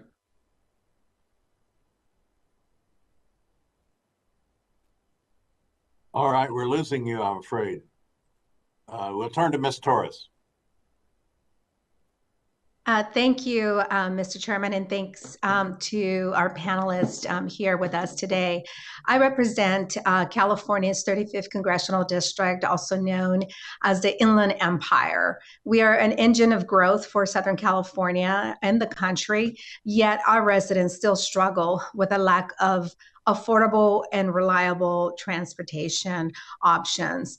And as experts, you know that all too often. I'm very satisfied and happy with the comments of my colleagues regarding this issue. As a result, I have introduced this week the Fair Transportation Act. And my bill has 4 parts. One part would reinstitute the Transportation Equity Research Program at the Department of Transportation. This program would provide dedicated funding to address any gaps in data when it comes to transportation equity. It would also fund research and pilot programs that allow us to develop, test, and implement equity solutions. This funding would be used to address community damage from highways and other surface transportation barriers. The second part includes an independent investigation of how state DOTs are considering equity in funding decisions. And the third part includes an independent review of how DOT considers equity. Lastly, the fourth part directs DOT to issue guidance on best practices of considering equity. Dr. Ross, you understand the difficulty of figuring out how to measure equity and the importance of finding ways to support our funding decisions with good data. Can you speak to the need for more research in the area of transportation equity? And specifically, can you share an example, if you have one, of how research into transportation equity has provided us with key insight, and also speak to further data or research gaps that we are still facing? Over the years, the very concept of equity and how to measure equity has changed. So, to start with those, with a comment on that question. Thank you, Representative Torres. I'm happy you asked that question. I would make a very bold statement that we do a very poor job, almost no job, of measuring equity. I'm very familiar with the transportation planning processes as mandated by the federal government. But at the end of the day, you have to look at a process that everybody engaged in. But what was the throughput? What was the end result? How many metrics do we have that look at actually the distribution of dollars across communities? Invariably, I think you will find that the lack of equity is longstanding, and that there are very few metrics that focus on highlighting that so we can improve policy. I was in a meeting not long ago, and they were lamenting the difficulty and impossibility of measuring equity. And in a bit of frustration, I said, a bit tongue in cheek, look, take a community, a city, a region, I don't care at the level at which you operate it, divide it up and look at how much money goes on a per capita basis, acre basis, however you want to do it. We have to drill down so that the lack of equity is something that's transparent. I think we don't do that sufficiently. So we need metrics. Research is a large opportunity to help us define those metrics, structure them for size, for different modes, different regions, so that when we look at the transportation plan and we ask the question, how have we spent our transportation dollars? We also know where they went and where they did not go. And I think people would be very surprised. And, you know, transportation in most states, that's a huge resource in terms of employment. You know, there's some entities that feed at the trough all the time and others are dying on the vine without any access. So I would say to you, great question. Let's get some research, figure out how to measure equity and get some answers that help us have enlightened transportation policy that really does what we intend those dollars to do. I'm going to send you my bill in hopes that I can get some feedback from you. Really appreciate you being with us. And with that, Mr. Chairman, I will yield back. Thank you. Thank you. Ms. Henson, I think we missed the last minute or two of your presentation. I'm not sure if you'd like to pick up on that. Let me give you a chance to do so before we move on. Thank you. Can you hear me now? I guess that's the question. Okay, I apologize for that. And thank you, Mr. Chairman. I think if anything, this underscores the need for good broadband access for us here in Iowa. So definitely something I think we can all work together on going forward as we address many of these issues. So thank you for your patience. And thanks, Dr. Ross, again, for your patience with me as well. So, you know, one of the follow-ups that I had was obviously on the MSA change. What impact would that have on access to transportation, housing improvements specifically, and then also health risks and then barriers to workforce there. So if you can, I know that's kind of a lot in one question, but I know my time is limited, so. Well, obviously it has tremendous impact. When we talk about the lack of accessibility, those funds and where those funds go, if you're not an MSA, maybe it goes to the state. That's what I think, it goes to the state. And so the ability for local areas to receive those funds and allocate them on the basis of their needs may be diminished significantly. That would be one issue. The other issue has to go with exactly your point. The need for technology investment in some of these communities is critical. And so I push this idea of broadband and technology and figuring out what communities need to sustain themselves, to grow, to serve their citizens. Though and emerging technologies are now quite plentiful, as you know, they don't always serve the needs of low income or rural communities, as I referenced in my earlier comments. I really feel a lot of concern in that regard, because I think some suburban areas and some rural areas increasingly, as the demographics are changing, are also going to be on the short end of the stick unless we pay explicit attention to it. And so whatever is successful in regard to the outcomes of the bill, there does need to be some focus, I would suggest, on compensation or other ways in which we can provide assistance to those communities if in fact they are no longer MSAs. Yeah, well, I think that the biggest concern is definitely, as we look at, you mentioned rural specifically and all these other communities that are adversely impacted by this type of decision, definitely something for us to keep an eye on as this process moves forward. So with that, Mr. Chairman, I yield back and thank you for your patience. Sure, Mr. Gonzalez. Thank you, Mr. Chairman, and thank you for all the panelists today. You know, my first question is for Mr. Carter, and I'll be very frank. It is very frustrating to hear the word equity, equity, equity, equity over and over again. You know, and I want to tell you why. You know, I'm Mexican American. I live in San Antonio, the 7th largest city in the United States. My city is over 60% Hispanic. Recently, on Monday, I visited the San Antonio Housing Authority. And what I, was told was that even though we're the largest city, the amount of resources we receive are not comparable to other cities. So when I hear equity, it is very unjust in a lot of ways. Now, what comes to mind for me is not race. When I think of equity, I think of technology, right? I'm a cryptologist. I spent 20 years in that space.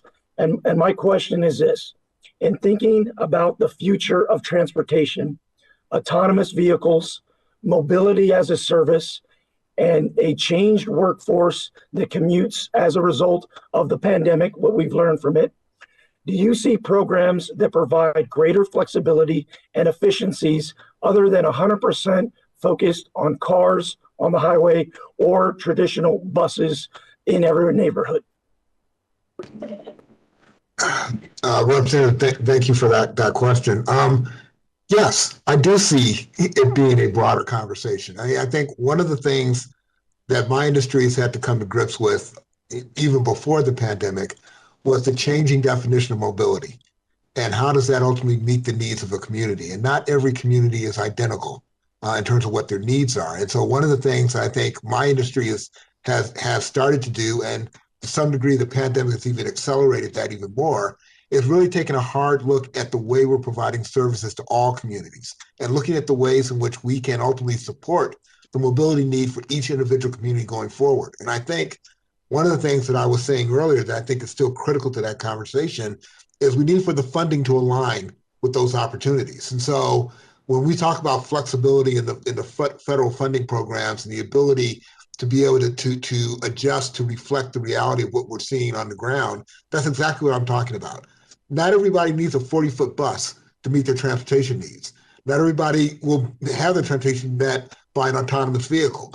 But giving us the flexibility to figure out what that looks like, allowing for community input to address it, I think is the best way to get to the best solution for each community that ultimately will make the most efficient use of the dollars that you're allocating to us to actually put mobility on the streets. Well, thank you for that. And I'll be very specific. I've lived on my own since I was 15. And to Mr. Rutherford's point, opportunity often in times for me linked up with transportation. So I grew up taking the city bus to where I needed to be. Now, just recently, I took the bus with one of my younger children, my 3-year-old, because he'd never been on a city bus before. And I wanted us to have that experience. And the experience was there were hardly any passengers.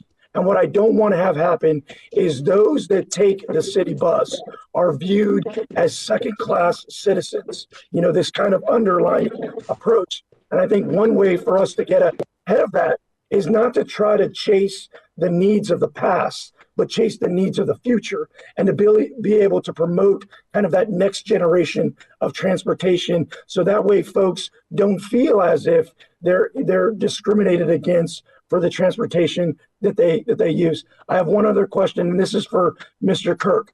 Housing development are built by local charitable governments like rural neighborhoods and through private sector developments as well. Has rural neighborhoods partnered with for-profit developers in addressing equitable development? In particular, how has the community encouraged strong community-based partnerships capable of production numbers that truly meet the demand, specifically in rural areas? Rural Neighborhoods does partner with for-profit developers, and these projects do address equitable development. The for-profit partnerships increase our reach and address the shortfalls that we have in working capital. I should note too that for-profit developers are often our head-to-head competitors, and that our talent and skill and execution has to be equally business-like. Perhaps our work is a bit more niche and mission-driven than that of the for-profit developers. We build housing that serves farm workers, fishery workers, smaller rural markets, and we undertake smaller scale developments that for-profit developers probably would not find financially attractive. We find that your committee can make a difference there in continuing to support CDCs. Going back to my written statement, the one thing that I think is critical, we are not going to get to the housing production numbers that you allude to by starting over and creating newly emerging organizations that are small and can build 4 or 6 or 11 houses a year. We need to find ways to take proven developers, CDCs, proven nonprofit developers, It began and find ways to expand their geographic reach. Rural neighborhoods began in Miami-Dade County. Today, we're in 8 other communities, and we took those steps step by step, enabled in part by some of the national housing organizations like Local Initiative Support Corporation, Enterprise Community Partners. But we have this working capital, this skill to be able to produce 100 units a year. We're in process, today we have 300 units under construction, 400 in the pipeline. That makes a difference, that makes an impact. And we've had a handful of smaller organizations over the past several years merge with us because they were down to 1 or 2 persons, couldn't find impact. So I think the strength of Section 4 and those folks are helping us find a new execution system that makes sense economically, that where you have working capital. And if you just don't have working capital, you can't utilize the conventional sources. So I think using the knowledge and skills and traditions of the for-profit community, applying them at the community development corporation level is a key ingredient. Thank you. Thank you, Mr. Chairman. Ms. And I Clark. yield back. Thank you, Ms. Clark. Thank you so much, Mr. Chairman. I want to especially thank you for setting the tone for our work this Congress by making equity the subject of our first THUD hearing. And I want to thank the witnesses joining us today who are helping inform our discussions on how to put equity at the center of our work. And make no mistake, these policies that created a country where your zip code determines your access to opportunity were entirely intentional. And that is why we too must be intentional about how to overcome these policies and reverse their negative impact. So my first question is for Ms. Nibon. We often hear that the key to economic mobility is access, whether that's to childcare, to education, or a job opportunity. But what is often left out of that conversation is how low-income families physically access these opportunities. To expand on a little bit of the discussion we've been having around this area, I think it's important to note that transportation for most households is the second highest expense after housing. And for many, a personal vehicle is financially unsustainable. So as we are looking at the role of public transit in providing access to opportunity, could you discuss the impact of user costs for public transit and specifically the phenomena that we're seeing with the gentrification of urban areas that have pushed low-income families to the suburbs away from job centers and with fewer public transit options, and the impact that this trend has had on economic mobility? And what policies should we be pursuing to address it? Thank you so much. Thank you, Representative Clark, for that question. And I think it really shines a light on a really critical issue that has been really evident as we've seen the geography of poverty and opportunity shifting, especially in the last 2 decades. One of the first challenges you hear raised in discussions with the suburbs and suburban residents who are living below the poverty line, or communities that are seeing a growth in a lower income population is transportation. And it plays out in a number of different ways. Is there public transit at all available? You may have a stop, but if it's only serviced infrequently or in 9 to 5 p.m. work hours, that really limits its connectivity to other parts of the region where a lot of these workers are trying to get. And we've seen that really in mapping transportation systems, transit systems across the 100 major metro areas, the unevenness of availability in the first place in suburban communities, but that they do see, they see worse headways, they see less connectivity to other jobs and job centers within the metropolitan area. And that connectivity can come at quite a significant cost. That if you are trying to, the math may not always work if you're trying to look at what is the cost of taking public transit versus personal, carpooling or commuting by car. We also hear about that in communities where they have seen cuts to bus routes, or may have been able to feel like they found affordable housing in a connected community that then became disconnected, and the challenges that raises in being able to keep stable employment and access to services like childcare. The shift that we've seen, as you mentioned, gentrification pressures too, which can price people out of connected neighborhoods where they do have access to that infrastructure. We are seeing that even though people may be moving for more affordable housing costs, when you look at the cost of transit, it can outweigh the savings that they're getting by living in a more affordable neighborhood than the one that they're working in. So as we think about, again, I think this all again points to the need of thinking in a more connected approach to, for instance, if you have a housing choice voucher, where the council, you accessing counseling services and information to understand where opportunities exist that do have connectivity to transit or maybe closer to job centers, as we're thinking about our affordable housing supply and the way that we run our transit systems, especially bus routes that can be flexible in making more suburban commutes, or not just typical downtown to the suburbs, hub and spoke type commutes, that having that integrated planning, and again, meeting communities where they're at to understand where affordable transportation is the most pressing need. And then how do we build a broader choice set that creates more connected and affordable options for families. So many questions, so little time. Thank you, Mr. Chairman. Thank you. Thank you. Mr. Aguilar. Thank you, Mr. Chairman. Thanks for the opportunity and for all of our panelists in joining us. Ms. Nibon, wanted to get your take on another item. As you noted in your written testimony, Latino homeownership rates lag behind those of white families. FHA loans are a tangible solution to help families of color own their homes and build wealth through low interest loans. However, in areas like mine, inland from Los Angeles, inland Southern California here, right next door to Ms. Torres, many families are locked out of this program because of the outdated formula used to calculate the FHA loan limit.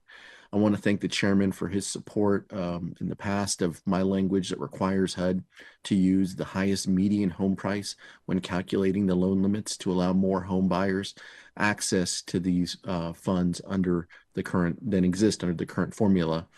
Ms. Nibon, can you speak to the impact that expanding FHA loans would have on increasing home ownership and reducing systemic inequities for communities of color?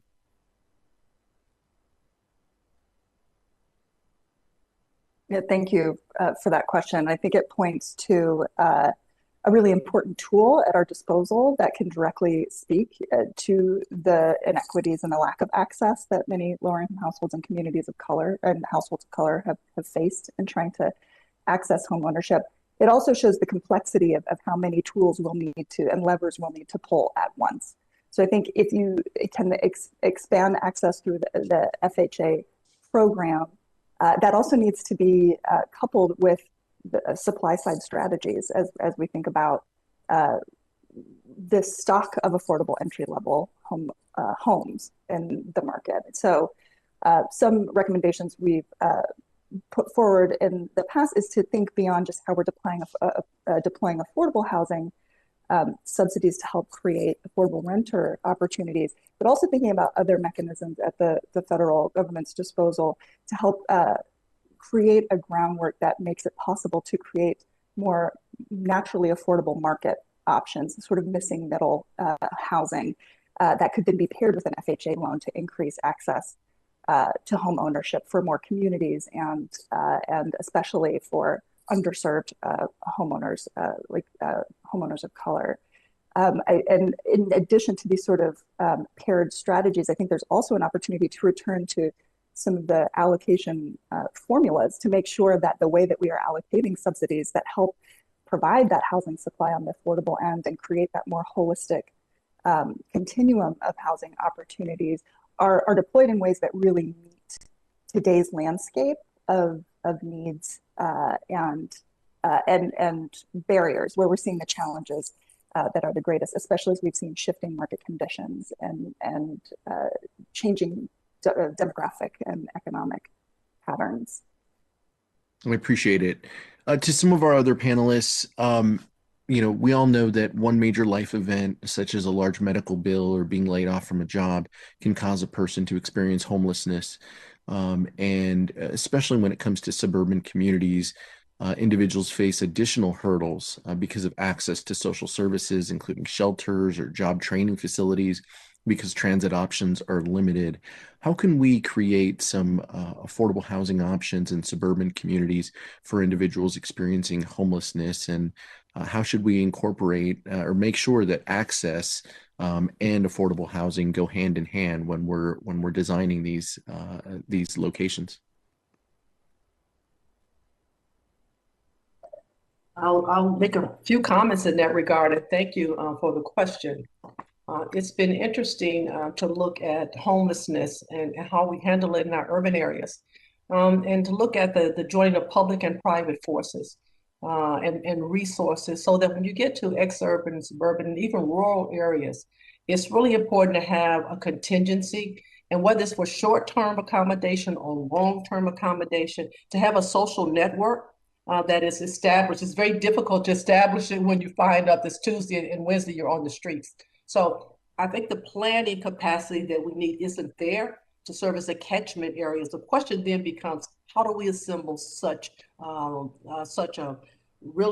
opportunity to provide shelter at critical times? And I work with a lot of areas in Atlanta, and what we found is that the short-term solutions and how much they cost in the longer term are vastly different, as you know.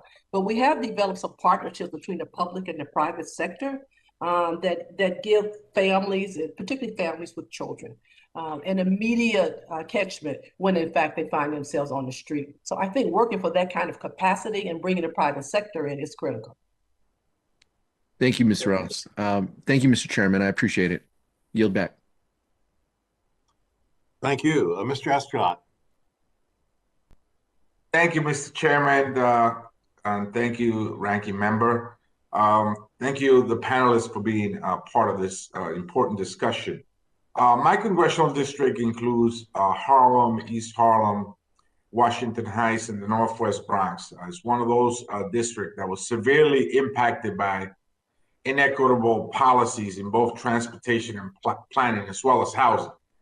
Many of you may be aware of the Cross Bronx Expressway. I call it a permanent parking lot because it is constantly in gridlock and contributes to some of the highest asthma and rates and respiratory diseases in the entire country. It cuts right through the middle of some of the lowest income communities in New York City.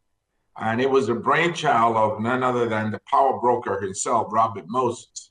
In fact, those health conditions manifested themselves during the pandemic, and people with high levels of asthma and respiratory diseases simply just died. We have some of the zip codes with the highest number of deaths in the entire country right in these neighborhoods. And Moses built this even before the federal government's highway programs. 75 years later, we see the remnants of that vision, and they're still hurting us. Not only did these neighborhoods, these projects indefinitely divide the community. For example, the South Bronx versus the Northwest Bronx. And the South Bronx, unfortunately, is characterized by poverty, toxic emissions, congested areas, poor air quality, public health. And one of the organizations in New York is working in a new visionary proposal to reconnect New York's communities. One concept is looking at strategic highway removal. This could have many benefits, including bringing neighborhoods together, creating open space, green areas, affordable housing, etc. We've seen examples like these in DC with the decking of I-395 downtown and the Boston Big Dig. However, these projects are very expensive. So I wanted to hear from the panelists, given the understandably high cost, what are some of the ways we can approach the sticker shock, making sure we realize that a long-term benefit is going to outweigh the upfront costs associated with some of these projects. So we're talking about getting rid of the Cross Bronx Expressway here and seeing what new and innovative ways and green ways we can replace it with. So I want to hear from some of the panelists on this.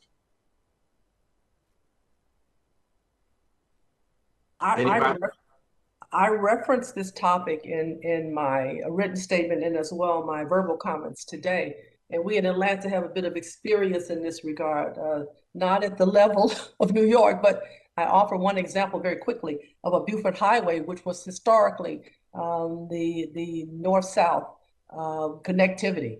And then we built 85 and 285, and this huge highway was no longer needed. And as a result, migrant and communities emerged.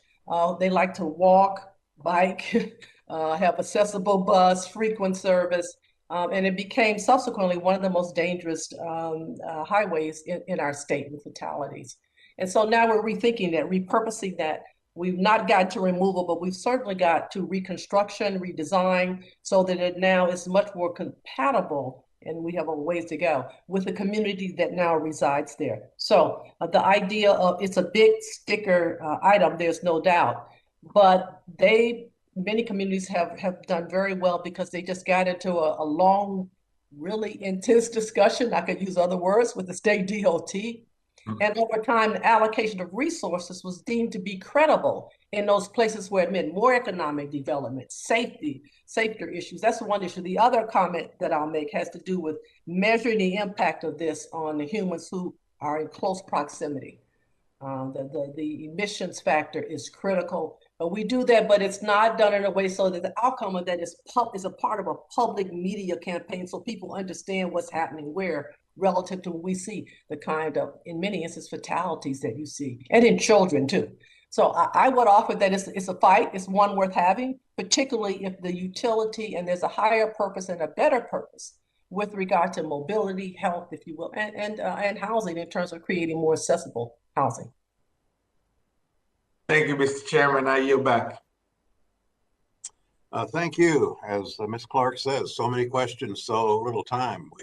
We've had wonderful member participation today, and we've, of course, had 4 panelists giving good answers to multiple questions. So our time has fled here. I would like to have a brief second round, but I understand that a lot of members may need to get off. Mr. Diaz-Balart, I understand in particular you may have time pressures. Anything you want to interject at this point? Oh, thank you, Mr. Chairman. I want to thank you again, as always, for your partnership. I unfortunately do have another commitment, so I will not be able to stay. On an unrelated issue, though, and again, this is not to you, Mr. Chairman, but what we saw today with technology challenges. I really think, again, as I mentioned at the beginning, members of Congress, we early on got access to vaccines. So the question is, why are we not meeting in person? And today we saw again, and this one actually went as smooth as I've seen in a long time. We need to start, we need to get back to regular order to meeting in person, because otherwise, why the heck did we get access to early vaccines before many other Americans? So anyways, so I'm not, that's not a statement to you, Mr. Chairman, just a reflection of my frustration and my lack of understanding why we're not meeting in person. But to you, Mr. Chairman, my gratitude as always, and to the panelists. I thought the panelists, this was a really great group of panelists. So I want to thank them for their testimony today. And again, I apologize, but I do have that previous commitment, Mr. Chairman. So I yield back, and I thank you very much, sir. Thank you. Thank you. Well, we'll proceed pretty quickly here, but I wanted to have another chance to speak with you because these debates, about how we realize equity and competing notions of equity. These, as Mr. Kirk may remember, these are the stuff of ethics classes for some people, but they are very real debates on the ground that members of Congress and housing advocates are dealing with every day. One of my first dilemmas as a member of the House was to deal with the Hope 6 project, now would be called Choice Neighborhoods. And I think everyone realized that it was desirable to replace some dilapidated, concentrated, low-income public housing. On the other hand, and we also realized that what we wanted in place of that was a more viable community, which implied some diversity of income levels and so on. I mean, that is of course a very familiar concept, but there's a lot of devil in the details, and we had to go through a couple of rounds where we debated just what we were doing for the very lowest income people in that community, and what the viable mix was of income levels, and what about the displacement of people and the guarantees they would come back. And I mean, you're very familiar with that. But at some level, those are debates about equity and what equity requires.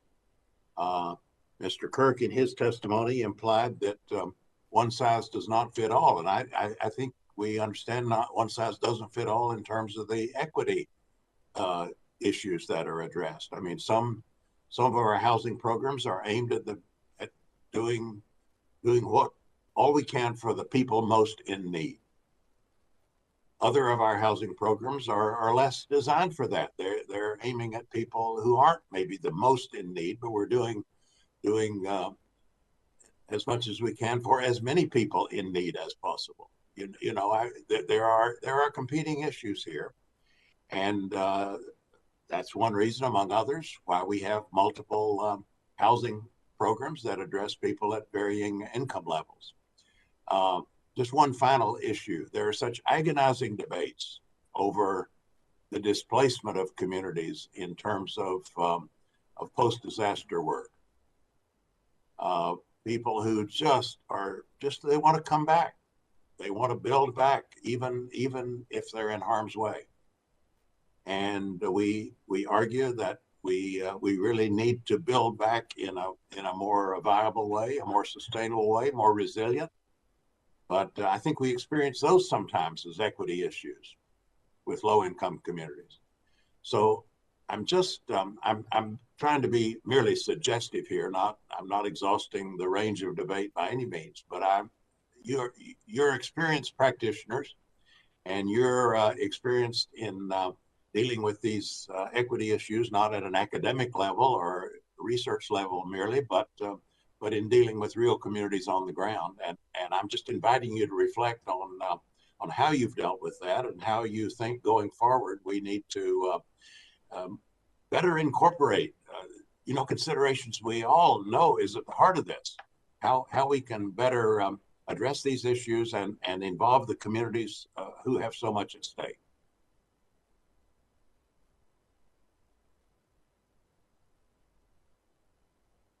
Mr. Chairman, I'll take a first stab at that. I was torn in my opening remarks between developments in communities of high opportunity and the revitalization of distressed neighborhoods.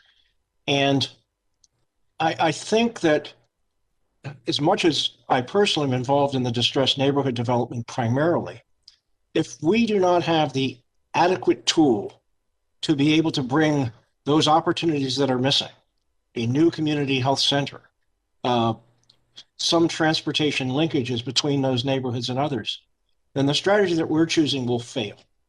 And so I think that it may not be the housing program that allows us to do good housing work in distressed communities, but the other types of projects that can result sometimes from community development block grant and sometimes from other investments by other departments in terms of community health facilities. But we have to make those neighborhoods more equitable if we're going to revive distressed communities. and it is an ethical question. So I would suggest that I do think that rural communities are sometimes left out of this discussion a little bit. And I do think that in the absence of any meaningful USDA rural development housing programs, I think we have to challenge HUD to take up some of that role, particularly when it comes to HUD 202 senior housing. There is so much gratitude for this committee bringing back the HUD 202 program in 2017, but there is not naturally occurring affordable housing in rural communities. And so if you are a senior, particularly a minority senior, likely not a homeowner in that community, the HUD 202 program is something that we would urge you to spend a greater than 15% share on non-metro areas. There is no program suitable for those extremely very low, 30%. I mean, we have a 202 program, every single resident is at 30% of AMI. And it is 82% minority. So I do think that we can use some of these programs to make a difference, but as practitioners, we are forced with some very, very difficult choices, and we're uncomfortable with many of those choices on a day-to-day basis. Thank you. Thank you. I may return before we conclude if anyone else has something to offer along these lines, but I don't want to delay Mr. Rutherford. I want to recognize Mr. Rutherford. Thank you, Mr. Chairman, and I want to thank the panel for a great hearing today. There's really been some good takeaways that I've picked up on, and I thank you for that, Mr. Chairman. I also would like to ask Ms. Ross if she would first weigh in. Mr. Kirk made some comments earlier about, and I think this is something that we need to pay attention to, Mr. Chairman, and that is these pre-developmental dollars and how that creates a struggle. I can tell you in my community, for example, we have a group, they're trying to go in this West Augustine area in my district, and they're trying to expand resources for healthcare, transportation, equitable housing, all of that. But they have such significant costs before they even break ground.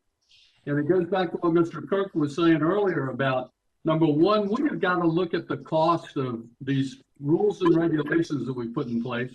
And number two, and I think a very solid takeaway, is this idea that we can increase from 50,000 to 100,000 those dollars, Mr. Chairman, that are there for development costs.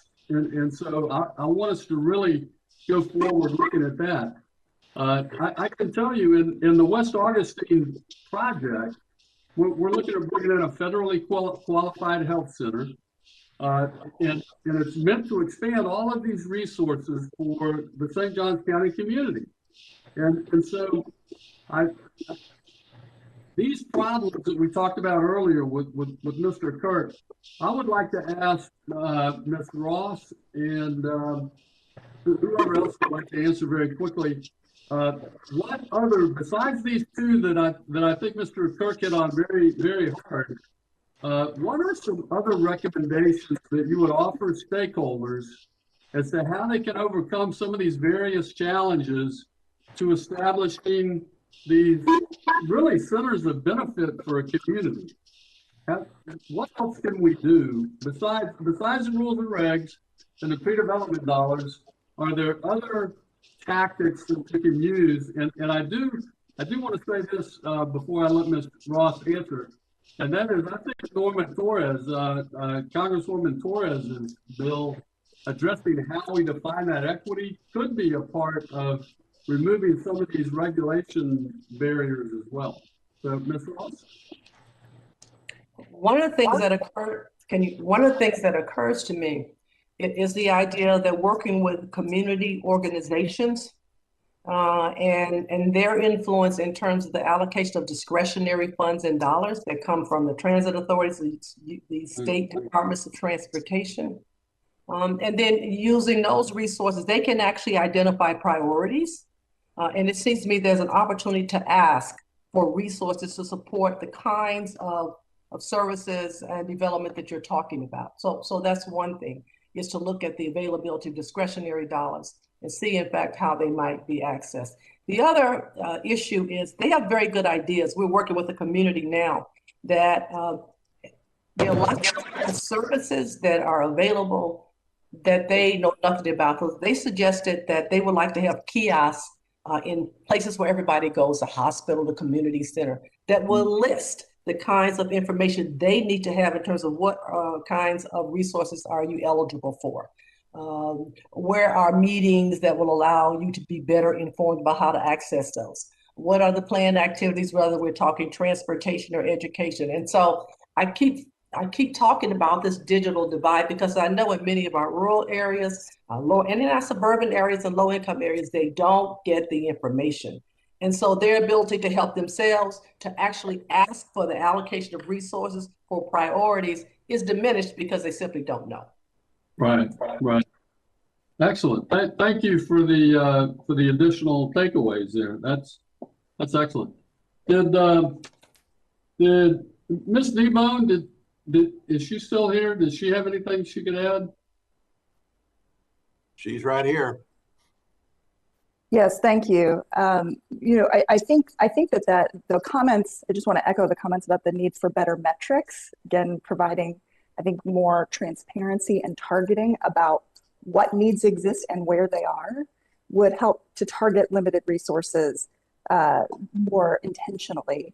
And also, on that same tack, ensure that we're looking at accountability and what's working where, so that again, we're making these limited dollar stretches as far as possible. In addition, I think there's also, it's important to recognize what levers the federal government doesn't have control over. So, thinking about local barriers in policy and, housing and land use and transportation policies that can create barriers to making these connections more readily available. Again, the deployment of limited federal resources could still, with the right metrics, be used to push for more accountability, to make sure that they're removing barriers in their housing and land use policies and showing efforts to create the sort of connectivity and service integration we're talking about. Thank you. Both of those are great answers. Thank you. Thank you all. Mr. Chairman, I see my time is up. I yield back. All right, and I think our collective time is up. Unless any of our guests have any parting shots about the issues that I raised or Mr. Rutherford did, anything that Chairman Price. Yes, Mr. Kirk. Hi, I know you were having conversations that were much more focused on housing than transportation, but I would like to make, I think, one point that I think would be very helpful in this conversation. In the transportation world, the concept of performance metrics is already supposedly integrated into our transportation planning process. But the question that needs to be asked are, what are the metrics that are being utilized? And I think the issue of equity and how that ultimately gets addressed needs to get a higher level of integration into the performance metrics process. And I also think that local community groups and organizations need better education about how the process works. The reality is that, by the time money comes to me and my agency to do a project, it's been through a very lengthy process involving the local MPO and the regional TIP and everything else, where there are opportunities for the public to engage. And I can tell you from my experience here, they rarely do. They engage when it's sitting in my budget and it's a done deal. And if we really want to affect outcomes, if we really want to hold the local officials accountable for the decisions that we're making, then you really need to look at how that process becomes much more transparent and how the metrics that drive it incorporate the equity principles that we talked about today. I would follow up with those very good comments and offer that education and training is a part of it. And we should not lose sight of that in terms of empowering these communities to be more active participants in the process. Well, and I would also urge the committee to keep on doing good work. Thank you. And, the technical assistance, as it's called, I think we all appreciate the the inequities involved in some communities having the wherewithal to go after funding and to put these complicated deals together, and others simply don't have that, especially a lot of the communities Mr. Kirk is working with. And so we have put technical assistance into each of these pandemic bills, and we understand the importance of access to even being able to understand and apply these programs, understand what one might be eligible for. That very fundamental level often needs to be addressed. Well, let me, Mr. Kirk, did you start to say something? I was just going to add one thing to Mr. Rutherford's comment about pre-development capital. We may look at, for example, monies that are going into NeighborWorks America and into Section 4 to Habitat and to LISC and to Enterprise as technical assistance, and it truly is. Well, those agencies too are true sources of pre-development capital to us. And sometimes that is on the money that they have leveraged on your appropriation. But I think you should look closely at what they do to fund pre-development for us. It's not where you would expect it to be in your accounts necessarily, but it is. And both of those, all of those groups are incredibly good funnels to us. And what we find very helpful is that they're adept and they're very quick. They're the first people on the ground with us in the aftermath of a disaster, and they certainly understand our needs for pre-development. Thank you.